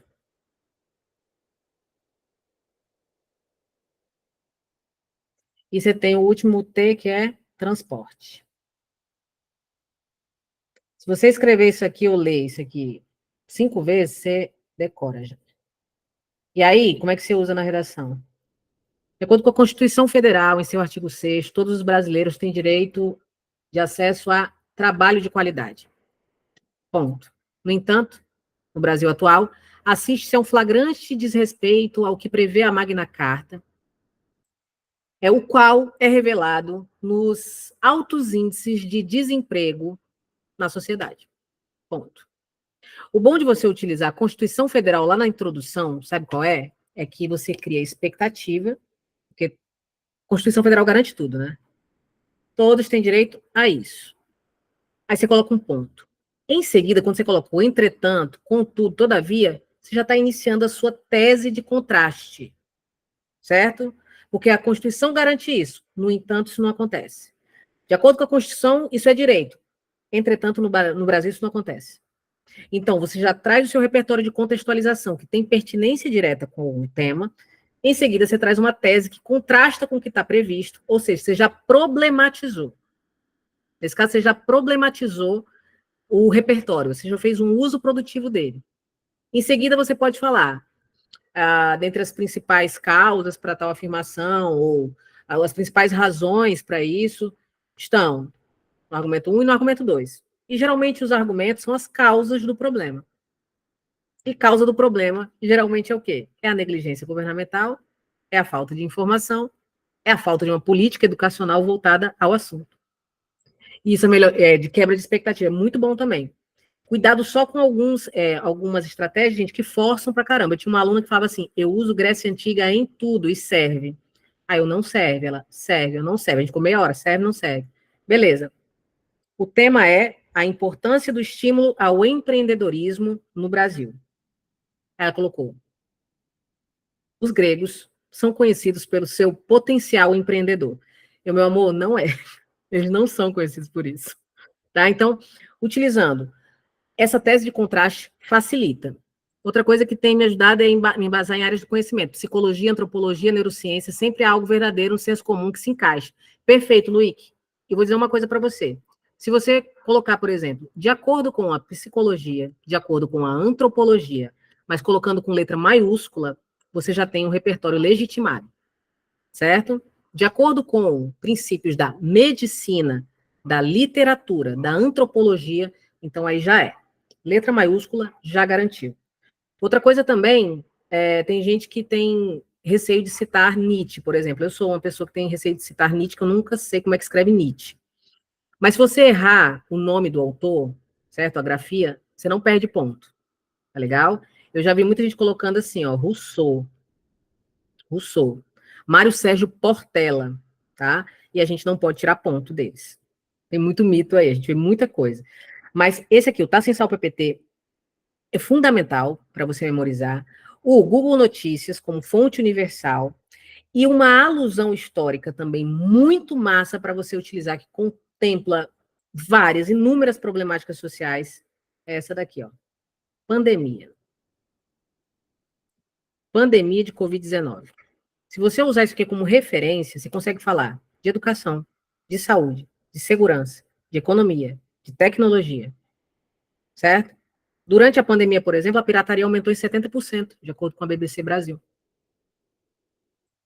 Então, você tem muito. Então, você pode, inclusive, usar a pandemia para fundamentar o argumento de negligência governamental. Outro que eu curto muito, muita gente gosta de destinar muitas linhas ali para a conclusão da redação. Eu tenho pena, gente, eu sou miserável para a conclusão. Eu deixo 4, 5 linhas ali com pena. E eu gosto de fazer uma única proposta de intervenção para as duas problemáticas que eu levantei. Porque você pode tanto trazer duas propostas completas, você pode trazer uma completa e uma incompleta, e você pode trazer uma completa que contemple os dois problemas. O que eu uso geralmente como argumento? Negligência governamental e falta de informação, ou vice-versa. E aí, na proposta de intervenção, o que eu faço? O governo tem que fazer alguma coisa, basicamente. Porque quando eu digo que o governo tem que fazer, o governo tem que criar uma campanha informativa, uma campanha educativa. Eu combato aqui quando o governo tem que fazer alguma coisa, eu combato a negligência, campanha informativa, eu contemplo a questão da falta de informação. E não tenho medo também de colocar palestras, panfletagem, rodas de conversa, não campanhas, não tenho medo disso, tá? Não tenho medo de citar um ministério que talvez não exista.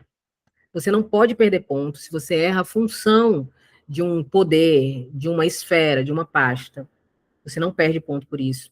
Você não perde ponto por colocar palestra. Palestra resolve? Não resolve, mas desde 2016 mudou-se o conceito de solução para proposta de intervenção. Então, se você fizer uma cosquinha no problema, já está valendo. Mas teve um aluno meu que sugeriu a panfletagem em áreas de tráfico de drogas. Aí eu falei, meu amor, não vai rolar isso. Imagina você chegar numa comunidade, numa biqueira, tem 2 fuzil aqui para você. Aí fala assim, amigo, você tem 1 minuto para ouvir a palavra da paz? Aí não vai rolar. Então tem que ter só um cuidado com isso, mas praticamente tudo é aceito como proposta de intervenção. Posso usar só o governo? Pode. Inclusive, governo federal é com letra minúscula, viu, gente? Governo federal, assim como governo estadual, assim como governo municipal. E se você grafar com letra maiúscula, você pode perder ponto, tá? Pode usar só o governo, pode usar só a mídia, tá certo? O macete também para você não perder, tem muita gente que perde ponto aqui quando vai fazer o modo meio, que tem que macetear também na redação. Você pode colocar o Ministério da Educação, certo? Não, o Ministério da Educação não, vamos colocar aqui... Vamos colocar o governo federal mesmo? O governo federal. Beleza. Aqui a gente tem um agente. Aí você vai colocar lá. Quem é o governo federal? Você pode colocar instância. Instância responsável pelas políticas sociais. Pode meter essa, gente. Pelas políticas sociais, vírgula. Aqui você tem o agente. Aqui você tem o detalhamento do agente. Deve. Eu quero ainda ser mais sustentável. Deve. Por meio de parcerias com a sociedade civil.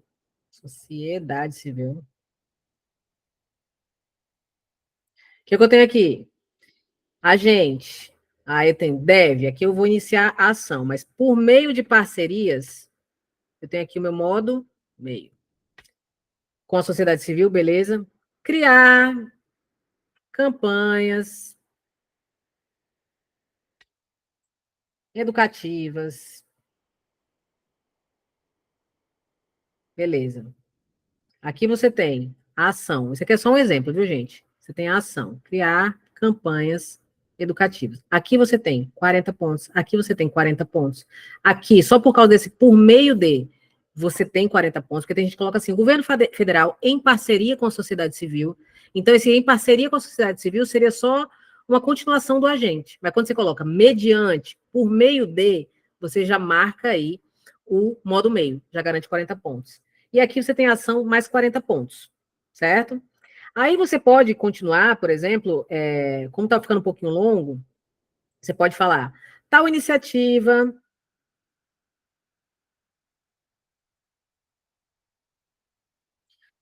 tem o propósito de... Quando você coloca, tal iniciativa tem o propósito, tal iniciativa tem a finalidade, isso deve ser feito para que, você já marcou aí o efeito ou finalidade, tá bom? Então, aqui você tem a finalidade, mais 40 pontos, tá bom? E aí, a conclusão é simples, é só você marcar claramente os elementos, cada um valendo 40 pontos, e você tem que contemplar o que você problematizou lá na sua redação. Dados estatísticos, é um repertório excelente para você utilizar no seu desenvolvimento. Eu não acho muito legal colocar na introdução. Introdução, o repertório é para contextualizar, tá certo? No desenvolvimento, o seu repertório é para fundamentar. E você pode utilizar reportagens, notícias, séries, exemplos da própria realidade, a pandemia, tá bom? O Tá Sensal PPT. E eu vou, inclusive, deixar já uma dica aqui para vocês pensarem em temas, tá? Ah, não é para cá. Hoje eu trabalhei com meus alunos o eixo temático saúde e bem-estar. Seria muito interessante se você desse uma atenção a isso aqui. Atenção primária à saúde. Ok? Atenção primária à saúde. Porque isso aqui conversa, que é a APS, né? A APS. Tem a estratégia de saúde da família, mais médicos, os vigilantes sanitários e tudo mais. Os agentes de saúde, vigilância sanitária não, agente de saúde. A atenção primária, ela seria uma iniciativa fundamental para desafogar o sistema de saúde, para garantir, por exemplo, vacinação, para garantir o pré-natal, para prevenir muitas doenças. Então, atentem-se a isso. Esse ano, a Estratégia de Saúde da Família, a SF, está fazendo 30 anos, certo? É importante que você saiba disso. Também em relação ao eixo temático saúde e bem-estar, pense em saúde masculina. Meninos, eu acho errado a gente até ser inimigo de vocês, porque vocês já estão sendo o próprio inimigo de vocês. Os homens são os que mais morrem, que mais matam, que mais se matam. Tá? Isso, uma política de atenção integral à saúde do homem só foi criada em 2009. Acho que o pessoal começou, cadê os homens que estavam aqui? Morreram, foi de arrasta. Então, só em 2009 foi criada uma campanha. E tudo que se resume à saúde masculina é o Novembro Azul. E o Novembro Azul acaba virando meme, né? Novembro Azul, ele se resume a isso. E também o Brasil, ele é o líder, ele é o primeiro lugar no ranking de câncer peniano.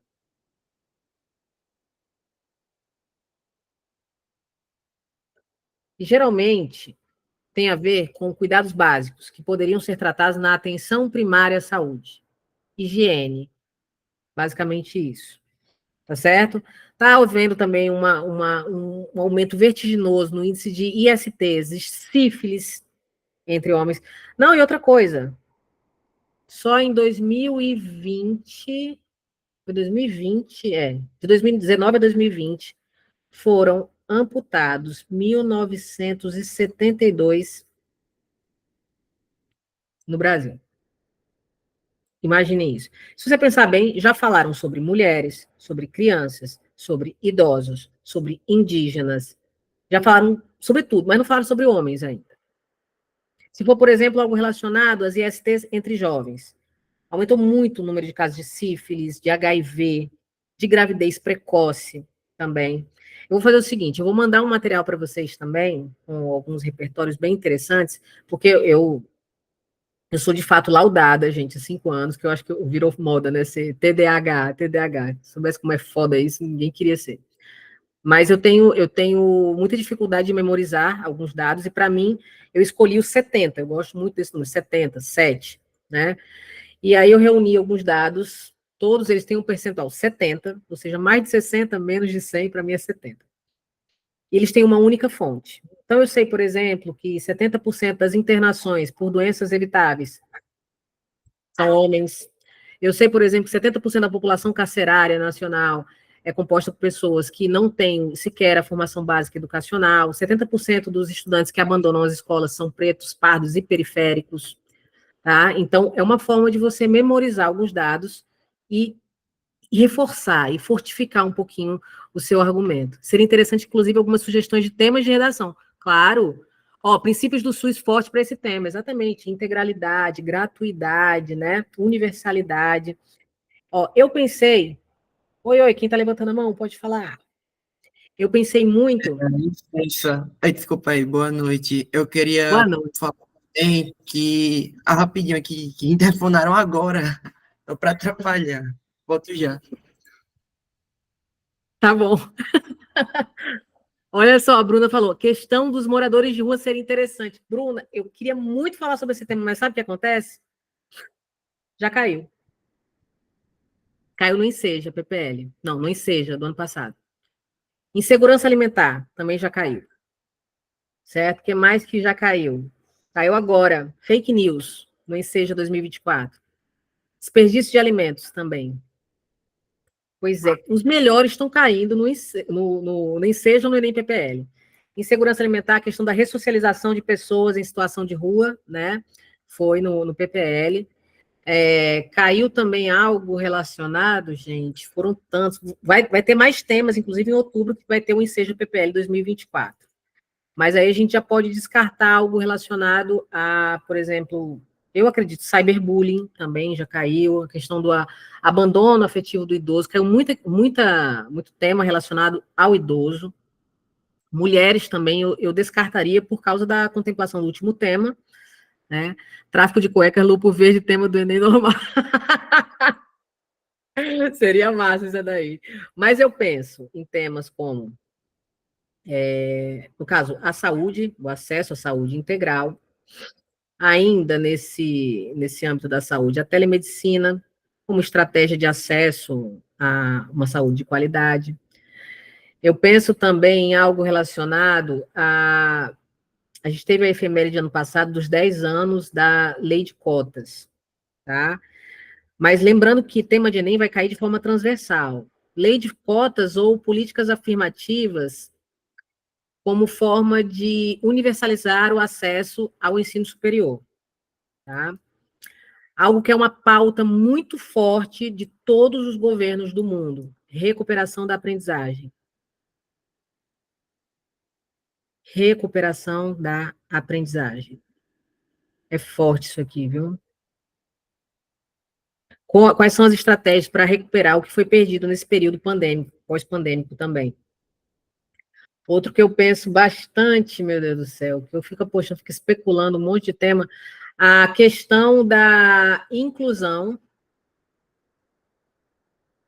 no ambiente digital. Inclusão de pessoas cegas, né, de pessoas com alguma... Oi, Bruna, pode falar, meu amor? Nessa questão que você falou de recuperação da aprendizagem, um ponto muito interessante também seria sobre a evasão na época da pandemia. E aí que Sim, entraria nessa recuperação. com Eu acho um tema certeza. muito interessante. Com certeza. É a recuperação da aprendizagem, a questão do reforço escolar. A gente está vendo, se vocês acompanharem as redes, né, do governo, você vai ver muito falando sobre a educação em tempo integral, né, a ampliação do número de creches, Tem a educação em casa também, né? isso, a homeschooling, Homeschooling. isso, tudo relacionado à educação. Ah, outra também, Bruna, educação profissional e tecnológica, EPT.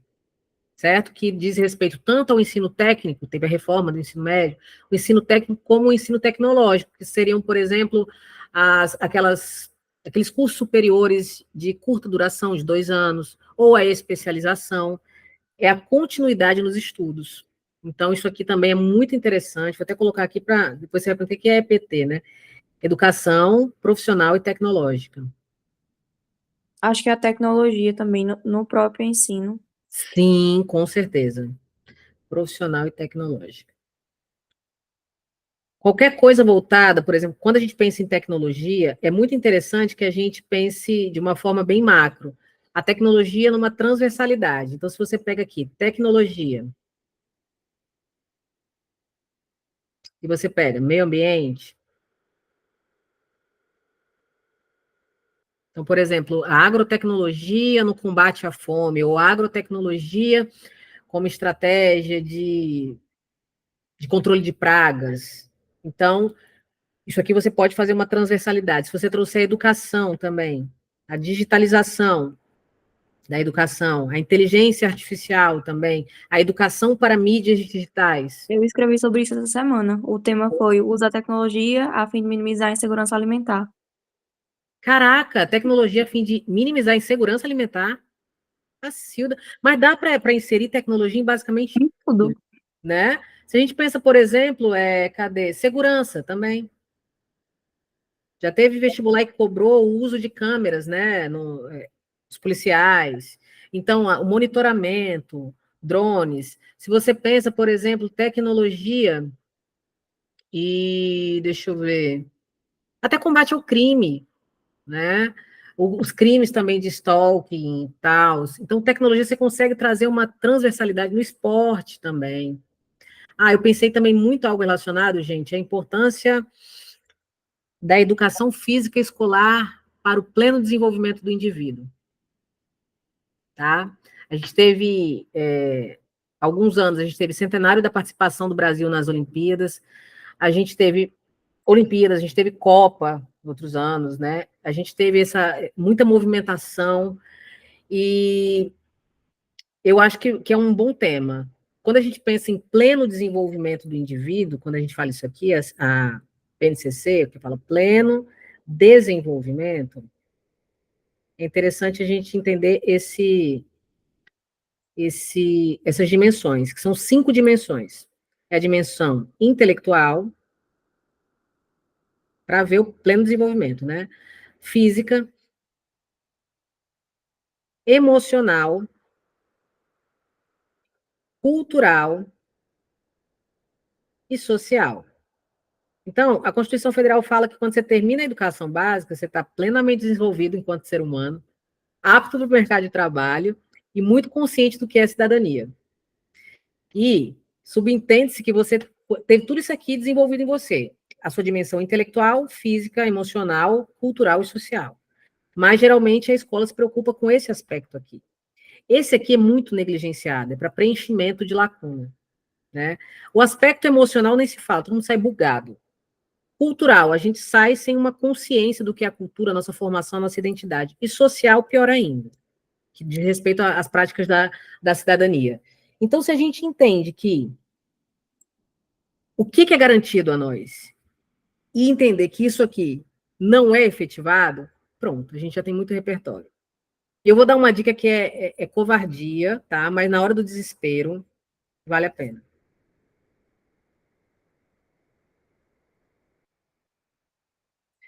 Simpsons,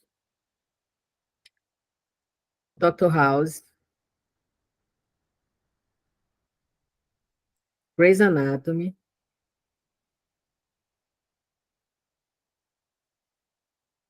Segunda Chamada,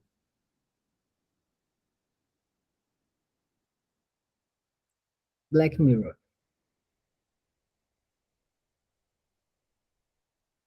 Bateu o desespero, certo? Você não tem repertório para nada.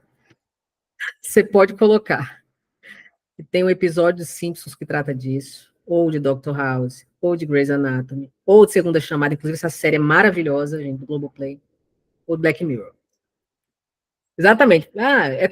Tem tecnologia. No episódio Black Mirror, o corretor ele não vai atrás. Grey's Anatomy, 18 temporadas, 300 episódios em cada temporada. Ele não vai atrás. Não vai. Certo? Dr. House também. Simpsons, tem tudo. Muita gente usa Simpsons. Oi, Bruna, pode falar, meu amor? Outro repertório, assim, que eu gosto muito e que pra mim não é muito comum, nunca vejo muita redação com ele, é Chaves. Foi pro lado social, Chaves, ele passa mal em tudo, porque ele não tem educação, ele não tem alimento, ele não tem moradia, ele não tem nada. Só que não é comum. Black Mirror você sempre vê, Simpsons você sempre vê, Dr. House você sempre vê, mas você nunca vai ver ninguém usando Chaves, é muito difícil. E cabe Cara, pra muito tudo. bom também. E pode até não ter, né? Eu só lembro da viagem para Acapulco dele. Mas Mas tem muita coisa boa. E assim, você pode utilizar isso. O pessoal fica, pode ficar meio manjado. Não se preocupem, gente. Quando o corretor ele pega as redações, são 200 redações por dia, geralmente todos pegam 200 redações, ele precisa corrigir isso num intervalo muito curto, ele recebe R$ 3 por cada uma dessas correções, e mais de 80% das redações que a gente recebe são horríveis. O Horríveis. negócio é escrever bem, né? Porque quando você Escrever pega bem. uma boa, pode ser Constituição, mas tá boa. Exatamente. É você entregar com clareza. E uma coisa, você tem que sempre anunciar o que você vai dizer. O corretor ele quer assim, ele quer que salte aos olhos dele cada etapa. As redações de nota 1000 têm em média 16 frases, cada uma, 16 períodos. Então ele quer que você entregue um repertório contextualizador, uma tese problematizada, apresentação dos argumentos e a antecipação interventiva. Pronto. Aí você vai cumprir o que você fez aqui e seguindo o mesmo esquema. E quando você vai lá na conclusão, você tem que anunciar o que é o agente, o que é a ação, o que é isso, o que é aquilo. O corretor ama isso. Não precisa ficar criando muitos repertórios muito complexos. Tanto faz ser Simone de Beauvoir ou Simone de Simaria. Se fizer sentido, pode jogar na redação. Tá? O corretor ele não pode fazer nada a respeito disso. Oi, Everton. Opa, boa noite. Eu Boa queria começar a noite. pedir desculpa por causa do interfone que começou a tocar na hora da pergunta, aí aconteceu o problema. Eu também, porque eu queria, é uma dúvida que eu tenho aqui, que é sobre, nessa parte da, relacionada ao homem, na parte médica, que no contexto histórico, né, os homens têm tipo uma vergonha, sabe? Não conseguem demonstrar essa fraqueza. Eu queria saber se na introdução a gente pode usar esse contexto social, histórico dela, e também como a gente poderia colocar, como a gente montaria isso usando esse contexto, sabe? Que historicamente os homens sempre demonstraram serem fortes, por isso nunca conseguiram, têm medo, têm vergonha de demonstrar, sabe? Eu não sei explicar direito, mas Sempre foi o machismo, inclusive, ele prejudica os próprios homens, né? Você pode começar, inclusive, com um trecho do Pablo do Arrocha, Homem não chora, não é verdade? Homem não chora. E isso é uma máxima, é um imperativo social que é atribuído aos homens, desde sempre.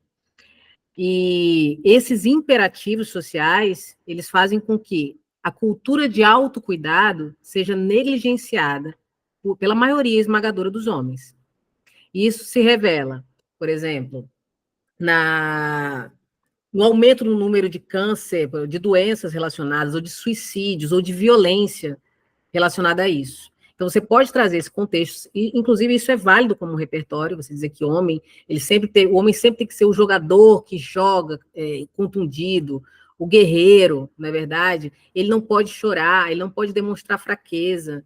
E isso se revela, aliás, isso reverbera, inclusive, na negligência quanto ao autocuidado desses homens. Certo? Então, ó, uma outra coisa também, obrigado. de nada, meu amor. Quem tiver mais pergunta, pode falar, Bruninha. Quando ele falou sobre isso, eu só veio um repertório na minha cabeça, que foi você Claro. fazer uma alusão histórica com Grécia Antiga, Roma Antiga, porque os homens, eles eram criados para ser guerreiro. Então, quando o homem nascia, que ele tinha alguma deficiência, ele era morto, já bebê, porque ele não Exatamente. serviria para ser forte. Então, você poderia citar que isso é uma coisa que vem, é uma cultura. Então, é um Exatamente. estigma cultural. E aí prejudica a saúde. Com certeza. Você pode mencionar, por exemplo, as condutas de jogadores de futebol, de influenciadores, sabe? O próprio Neymar. Você pode falar isso. Ah, eu gosto do Neymar. Na redação você não gosta. Não precisa gostar. Fala da conduta, fala desses papéis, né? Esses papéis tão invernizados, tão engessados. Você pode falar, por exemplo, porque pode ter também enveredar para um outro tema, um subtema que seria a questão da paternidade responsável. Você pode mencionar, por exemplo, os desenhos da Disney, sempre que a mãe está ausente e o pai está presente, ou os personagens se colocam em uma situação de risco, tá, de aventura, ou eles têm uma perda, ou eles aprendem algo, assumem algo. O Mufasa morreu. Aí tinha aquele lá do Tio Patinhas também. Você sempre vê a conduta mais, digamos, imprudente vindo dos homens. Seguro de carro é mais caro para homem. Né? Por que seria isso? Isso aí já é tido também como um repertório, porque todos sabem disso. Oi, Elvis, pode falar, meu. Vou ver só aqui se eu acho aqui outro slide para vocês. Vou pegar aqui outro. Oi, professora, tá ouvindo bem? Oi, tô ouvindo, querido, pode falar. Show. Então, sempre tem muito misticismo em cima da questão da redação, né? Porque a gente fica nessa de, muitas vezes, até com um certo medo de escrever, né? Porque a gente sempre quer chegar numa competência máxima, principalmente na 3, que tem a ver com a questão do argumento, né? Em cima de qualquer embasamento, qualquer ideia. E, embora a gente saiba, às vezes, que realmente teve até um tempo que eu entendi que existiam muitas variáveis aí envolvidas, inclusive a senhora citou algumas aí, que foi a questão é uma prova que analisa o ensino médio, é uma prova que milhões de pessoas fazem, e é uma prova que tenta nivelar muita gente que tem um ensino máximo de escolas particulares, e aí o pessoal que muitas vezes vem de uma escola pública, às vezes nem escola, né? Às vezes é uma coisa do interior.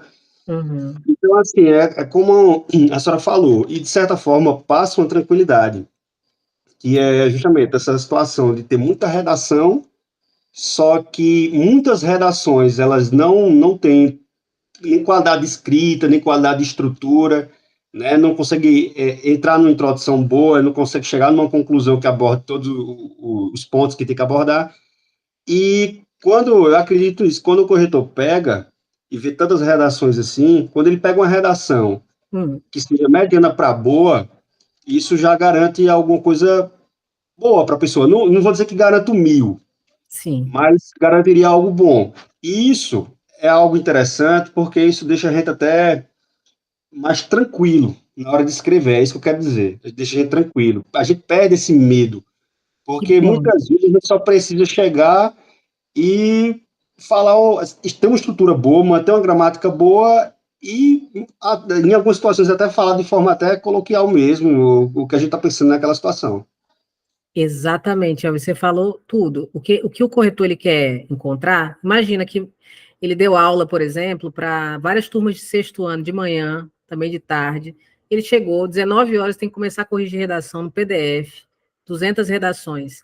O que ele vai querer encontrar é clareza. Então, assim, ele pode não gostar do repertório, mas não tem uma competência que diga assim, esse é a opinião do corretor. Então, você pode usar os repertórios. Eu primo muito pelo quê? Você não tem que mostrar que sabe escrever, você tem que entregar o que ele quer. Porque se você entregar objetivamente o que ele quer, ele não vai ter por onde tirar ponto de você. Então, são aquelas frases. E outra coisa, não é inspiração. Se a gente pensar que a gente mora no Brasil, ainda bem que a gente mora no Brasil e Enem no Brasil, que a gente tem problemas. Imagina se fosse na Noruega. Então, para descobrir um problema social para cair numa redação ia ser terrível. Mas pensem justamente isso que Elvis falou. Não floreiem demais, sabe? Entreguem. Sejam muito previsíveis. Porque o corretor ele quer ver previsibilidade. Ele não quer ver um repertório assim absurdo. O cara foi na Grécia Antiga, depois foi para a Alemanha Oriental, depois trouxe. Não, você pode inclusive trazer o mesmo tipo de repertório em todos os parágrafos. Eu não recomendo, eu não gosto disso, mas você pode meter a Constituição Federal, você pode trazer uma Agenda 2030, você pode trazer uma série, você pode trazer notícias mesmo do cotidiano. O que ele quer, por exemplo, o que você não pode deixar lacunas argumentativas, que inclusive é uma falha muito recorrente. As lacunas argumentativas, quando é que elas vão acontecer? Imagina que você está falando sobre tabagismo eletrônico, ou tabagismo. Aí você fala assim, ó, o tabagismo provoca doenças. Ponto. Se você não especifica, não exemplifica, vai gerar uma lacuna argumentativa, porque vai caber ao corretor entender o que você quis dizer. O corretor até sabe quais são as doenças que o cigarro provoca, mas você tem que dizer, então, o cigarro provoca doenças, tais como enfisema pulmonar, câncer de pulmão, beleza.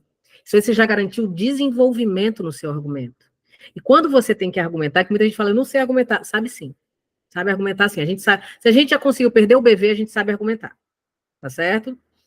Vou só deixar aqui o Luiz falar, enquanto eu abro aqui esse. Pode falar, Luiz. Só pontuando o que você falou, Elvis, assim, eu percebo quanto a essa subjetividade inerente à prova de redação, né?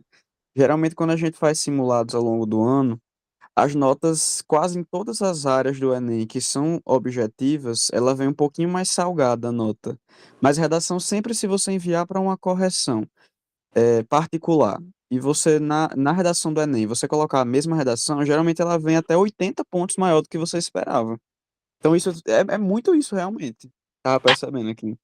Infelizmente, você falou uma coisa que é verdade, Luque, é extremamente subjetiva.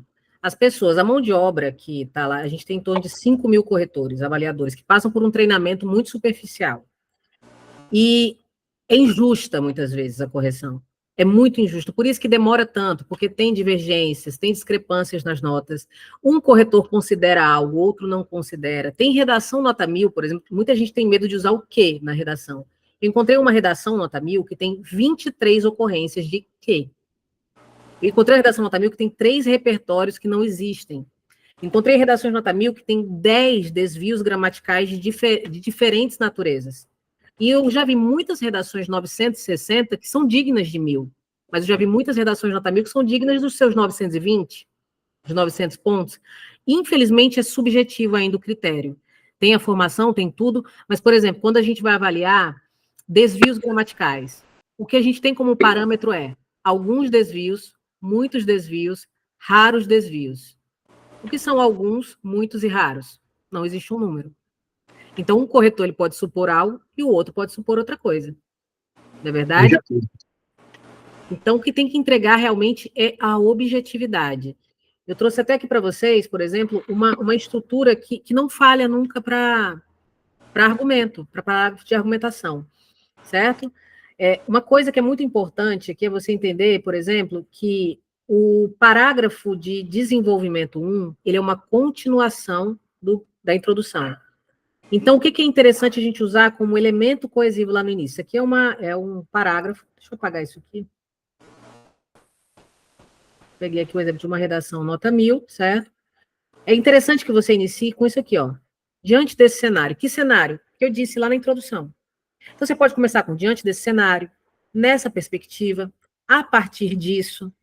Então, quer dizer que eu não posso mais usar o primeiramente? Você pode, mas o primeiramente ele não é contabilizado mais como elemento coesivo interparágrafo.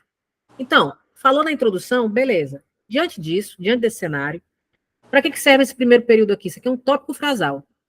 É só para você retomar o que você disse na introdução. Você disse, a causa principal do problema é a negligência governamental. Pronto, ele quer ver aqui isso aqui agora. Diante desse cenário, percebe-se que a invisibilidade acerca da questão do registro civil é motivada pelo quê? Pela falta de uma política pública eficaz. Isso aqui é o quê? É a retomada do argumento. Retomada do argumento. Opa, perdão. Do argumento. Beleza. E regulariza essa problemática. Então, na primeira frase, no primeiro período do seu argumento, do seu parágrafo de argumento, de desenvolvimento, você tem que só retomar o argumento que você mencionou na introdução. Em seguida, você vai trazer isso aqui, ó, basicamente. Isso ocorre principalmente porque, quando você coloca isso aqui, ó, por quê? Você está fazendo o quê? Você está argumentando. O que é argumentar, basicamente, é explicar. Isso aqui é uma conjunção explicativa. Tal fato ocorre, pois, isso ocorre uma vez que. Então, quando você traz isso, você já está argumentando, iniciou. E aí ela traz o repertório, ó, como já mencionado de Lilia Schwartz, a prática de uma política de eufemismos, repertório. Beleza. Tópico frasal, retomei o argumento. Trouxe meu repertório, explicando, conectando ele. Em seguida, eu vou fazer um outro link, é o que ela faz agora. Sob essa ótica, é perceptível que o reduzir o debate sobre a importância de certidão de nascimento, tal, bem como a baixa presença, dificulta a mudança dessa situação. Mais uma vez, ela está falando de uma falta de política pública eficaz. Certo? E em seguida, ela encerra. Desse modo, enquanto a desinformação e a assistência precária se mantiverem, a procura pelo registro de nascimento será reduzida. Porque isso aqui eu chamo de frase Sandy, que é aquela frase bonitinha. Diante disso, desse modo, enquanto tal situação permitir, essa situação ou esse contexto irá contra o que prevê a Constituição, ou seja, uma sociedade justa e igualitária para todos. Fazer uma análise crítica. E você pode repetir esse mesmo cenário sempre, em todos os parágrafos, certo? Achava que eu tinha trazido aqui, obrigada, Michele. Achava que eu tinha trazido aqui, mas, por exemplo, quando a gente pensa nos principais argumentos, argumento é a causa do problema. Então, você vai falar, vai trazer um contexto no repertório, vai problematizar, porque a tese, a problematização, ela pode ser por convergência ou divergência. Eu prefiro a divergência. Constituição garante isso, no entanto, isso não é garantido. Isso acontece, sobretudo, por causa disso e por causa disso. Perfeito. Aí eu vou retomar o disso 1 e o disso 2. E depois eu vou sugerir uma intervenção para isso. Tá bom? E onde é que reside os argumentos? Na falha dos agentes. Então, se eu coloco negligência governamental, a intervenção é alguma ação governamental. Falta de informação, a ação é campanha informativa. Um argumento que eu adoro, sabe qual é? Falta de política educacional voltada ao tema, ao assunto. Se cair algo relacionado a endividamento populacional, falta de uma educação, uma política educacional voltada, educação financeira. Gravidez precoce, ou ISTs, falta de uma educação voltada ao assunto, educação sexual. Meio ambiente, a questão da degradação, falta de uma educação voltada ao assunto, educação ambiental. Certo? Então, pensem sempre nisso. A falha, ela está ou numa negligência com a educação, a falta de uma política educacional, ou na negligência do Estado, ou na falta de informação. Então, a gente não precisa ficar inventando, não. Certo? Por exemplo, negligência, descaso, omissão, carência de infraestrutura. É só a gente pensar nos problemas sociais. E a gente já sabe quais são as falhas. Por exemplo, o machismo, ele prejudica a questão da saúde do homem, como quem que falou, acho que foi Everton, né, que falou sobre a questão do machismo. Então, essa cultura, esse legado machista, ele inviabiliza o desenvolvimento de uma cultura de autocuidado. Tá certo? Se a gente pensa, por exemplo, na questão da inclusão digital, a inclusão digital de pessoas com alguma necessidade especial. Faltam ainda plataformas em braille e tudo mais, então falta ainda conscientização acerca disso. É só você pensar no problema. Pensou no problema, aí você elenca as causas, tá? E corre para o abraço. E basicamente, gente, é prática. É a prática. E existem, sim, muitas correções que são subjetivas. A gente recebe muitos alunos que falam, olha, eu só tirava 980 mil. Não, a gente vai... Inclusive, a gente pega um pouco mais pesado, que é para a pessoa se preparar lá para o Enem. E tem até o Xandão está até disponibilizando, né, Xandão? A galera. E eu ia fazer uma pergunta, mas você fala mais do que eu. O professor fala demais. Maria, fala. Ei, Lê, deixa eu polemizar agora aqui para saber sua opinião enemzística. É muito comum hoje nas escolas, quando a gente chega lá, vai fazer uma mentoria no Marista, fazer uma salesiana, não sei o que, vai. Quando chega lá, os meninos, eu ouço dos meninos, né? Xandão, aqui na escola, como é sempre o mesmo corretor que recebe a minha redação, ele já sabe o meu modelo, já conhece o meu modelo, já conhece meu repertório, já conhece a minha receita de bolo. Aí ele começa com 1.000 em janeiro, fevereiro, sei lá, 900 e pouco, aí ele começa a cair, porque são os mesmos corretores que pegam a redação dele, né? E aí eles dizem o seguinte, abre aspas, mas no Enem, esse modelo que eu tenho já aí formatado, né, essa receita de bolo que eu tenho já formatado, só vai passar na mão de um corretor. Só ele vai passar por ela ali e ele não está acostumado com a minha sequência de correção. Ele não está acostumado com o meu fluxo de correção. E aí aqui na escola, como é sempre o mesmo corretor que corrige, ele acaba tirando o meu ponto porque ele já conhece todos os meus argumentos e etc, etc, etc. Eu queria saber a sua opinião sobre isso. O corretor, então, ele tira pontos aleatoriamente, de acordo com seus próprios critérios, é isso? Porque, vou citar um exemplo, o cara coloca sempre Paulo Freire, em todas as redações. Ele arruma alguma coisa para enfiar Paulo Freire lá geral, certo? E aí, sim, o que acontece? O corretor já percebe que esse aluno só cita Paulo Freire para dor de barriga, para felicidade, para tudo. Aí ele começa a tirar ponto desses alunos por causa desses recursos. É o corretor. Entendeu? Porque tem a competência 6, né? Do corretor, é a opinião do corretor. Olha, se a estratégia fizer sentido, é como eu falo. Pode ser Simone de Simaria ou Simone de Beauvoir. O corretor não pode tirar ponto. O que às vezes me preocupa um pouco é o modelo pronto que serve para tudo. Porque eu já fui corretora do Enem 6 vezes. E cai muito modelo pronto que serve para tudo, que não serve, de fato. Então, isso acaba fugindo. O interessante é que você cria, a partir de modelo, seu modelo próprio. Mas um corretor, ele não pode tirar pontos de você de acordo com a sua escolha de repertório. Se fizer sentido aquele Paulo Freire, para o que você está usando, ele não pode tirar ponto. O repertório ele tem que ter pertinência ao tema, ou seja, ele tem que estar ligado ao tema ou ao seu argumento, ele tem que ter uma fonte, ele tem que ser legitimado, e ele precisa ter um uso produtivo.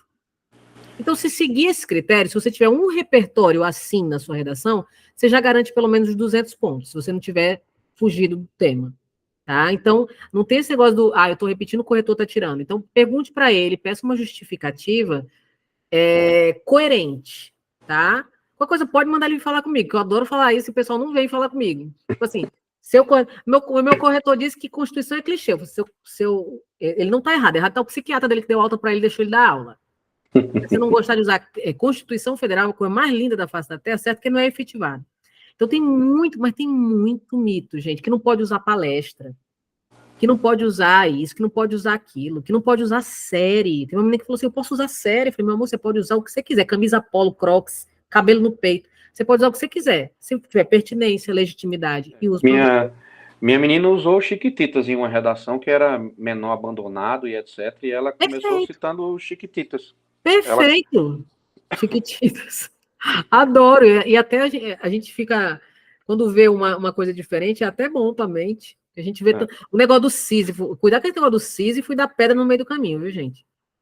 Porque tem um negocinho, a pedra no meio do caminho. Essa pedra de Drummond representa a dificuldade de não sei o quê. Às vezes não representa. Às vezes é uma viagem. Dá vontade de pegar essa pedra e botar no rim da pessoa que fica falando isso. Bruna levantou a mão pra gente liberar. Você já... Oi, Bruninha. Senão os meninos vão ficar aí até meia-noite com você.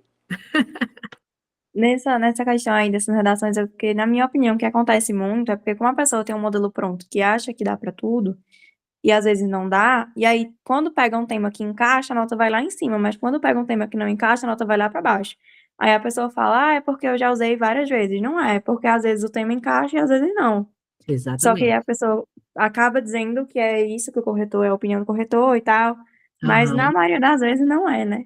Exatamente. Você tem que ter modelos próprios. E você entendendo o que tem que colocar em cada etapa, isso já facilita muito. O corretor ele não tem tempo, por exemplo, de consultar muito repertório. Então, é versatilidade, gente. É entender o que a redação quer, é entregar com palavras claras. Outra coisa, o pessoal pensa que não pode rasurar, que rasura tira ponto. Tira ponto não, gente. E você esqueceu uma palavra. Se você esquecer, você foi fazer a revisão final do seu texto. Aí Bruna vai entregar, e Bruna percebeu, meu Deus, eu esqueci de escrever Brasil. Sabe o que você vai fazer? Você vai enfiar Brasil em algum canto, Bruna. Por quê? Porque rasura não tira ponto, mas a ausência de um termo sintático é uma falha de estrutura sintática. Eu vou escrever Brasil aqui, aí só deu um brá no final da linha, não tem espaço para colocar o tracinho. Coloca embaixo da palavra. Certo? Passa só um risco quando errar, escreve por cima, não tem problema, não tem problema. Muita gente fica, meu Deus, não, pode rasurar, pode fazer isso. E como a Bruna falou, você pode usar seus modelos, mas não pense que existe um que sirva para tudo, senão eu já estaria muito rica, que eu venderia esse modelo. Receitas rápidas para o 1000, né? Exatamente. Teve gente que sugeriu parceria entre PM e FBI, fiscalização do consumo de pães para combater a obesidade infantil. Eu falei, meu filho, quem é que vai bater 18 horas na casa do povo falando assim, dona Suzana, o Enzo comeu quantos pães hoje? Pelo amor de Deus, gente. Então, assim, é só... Mas joga uma palestra. Joga uma panfletagem, já pode jogar. Show. Letícia, obrigado demais por esse momento aqui ímpar, né? Essas masterclass aí são bem específicas para a galera, inclusive algumas pontuais, né, relacionadas com erros que eles estão tendo, sequência de erros, etc. Linguagem, os erros são sempre os mesmos, interpretação de texto. Quando cai a questão de artes, que eu tenho aí uma dança, ou essa dança envolve uma dança regional, como caiu uma questão no simulado aqui, que foi dança de gafieira. Né? E aí nada mais era a imagem, e era o carinha lá com um chapéuzinho, uma camisa listrada, uma calça branca, o sapato, a mulher com a sainha, e aí ela envolvia, né, a expressão corporal, a arte e a dança, mas eles faltava repertório para eles, que eles não tinham a menor ideia do que era a dança de gafieira, né? Sim. E aí essas questões muito pontuais, quando realmente aparece um gênero literário mais complicadinho, tipo um fragmento de Dom Casmurro, para eles interpretarem o que estava acontecendo ali dentro. Aí eles erram na sequência do simulado, ou se for realmente um Machado de Assis nu e cru, ali dentro do contexto, eles dão suas sapatadas. Mas quando o gênero é literário e a interpretação de texto midiático, algo do tipo, se o texto for grandão, também tiver um texto muito grande, de um parágrafo grande, eles se perdem também, né? E o Enem vem tentando dar essa diminuída, mas às vezes dá umas escapadas, né? Dá demais, Uns textos maiores. demais. Brigadão demais de coração. Eu fico que agradeço, Xandão. naquela Agradeço a dívida aí, vocês. Agradeço demais a vocês. Parabenizo também, viu? precisando. Porque a galera ficar assistindo aula de linguagem e redação na quinta-feira à noite. Meu amor, vocês merecem mesmo. Continuem firmes, viu? É aí que tá o diferencial, né? De quem passa e de quem não passa. De quem quer fazer medicina por causa de Grey's Anatomy. E de quem nasceu para isso mesmo. É coco e tomate, né? O coco aguenta pancada seca, o tomate vira extrato na primeira pancada. Então, parabéns a vocês, pessoal. Assim, eu gosto muito de estar perto de pessoas assim, que têm propósito. E eu sei que pessoas como vocês vão fazer a diferença na sociedade, tá? Num mundo de tantos iguais. Continuem assim, vocês estão muito bem acompanhados e mentorados pelo Xandão. E agradeço demais. Segue a gente lá, Marca Texto Educação. Quem quiser acessar a sua plataforma, comprar planos de correção, de não sei o que lá, como é que eles fazem? Pronto, tem um link lá na nossa bio, que dá para o WhatsApp. Tem aí, a gente está em revisão, nós iniciamos agora a fase 2 da revisão, a gente vai fazer um Enem por semana, mas só com o que interessa. E é tipo assim, 30 minutos por dia, você se prepara para linguagens e redação, porque a gente mastigou tudo, peneirou tudo, né? Então é só com o que interessa mesmo. Show. Então, Valeu, vai lá Lê. no bio. Obrigada. Valeu, Lê. Valeu, galera. Até a próxima segunda-feira, Fredão, aula de matemática. Eita, o Messi veio. Hoje veio Birubiru, depois é o Messi. Eu quero ver aí. Essa galera Beijo, perguntando gente. 200 Tchau, tchau. coisas. Valeu, Lê. Tchau, tchau. Valeu, tchau, tchau. Obrigadão.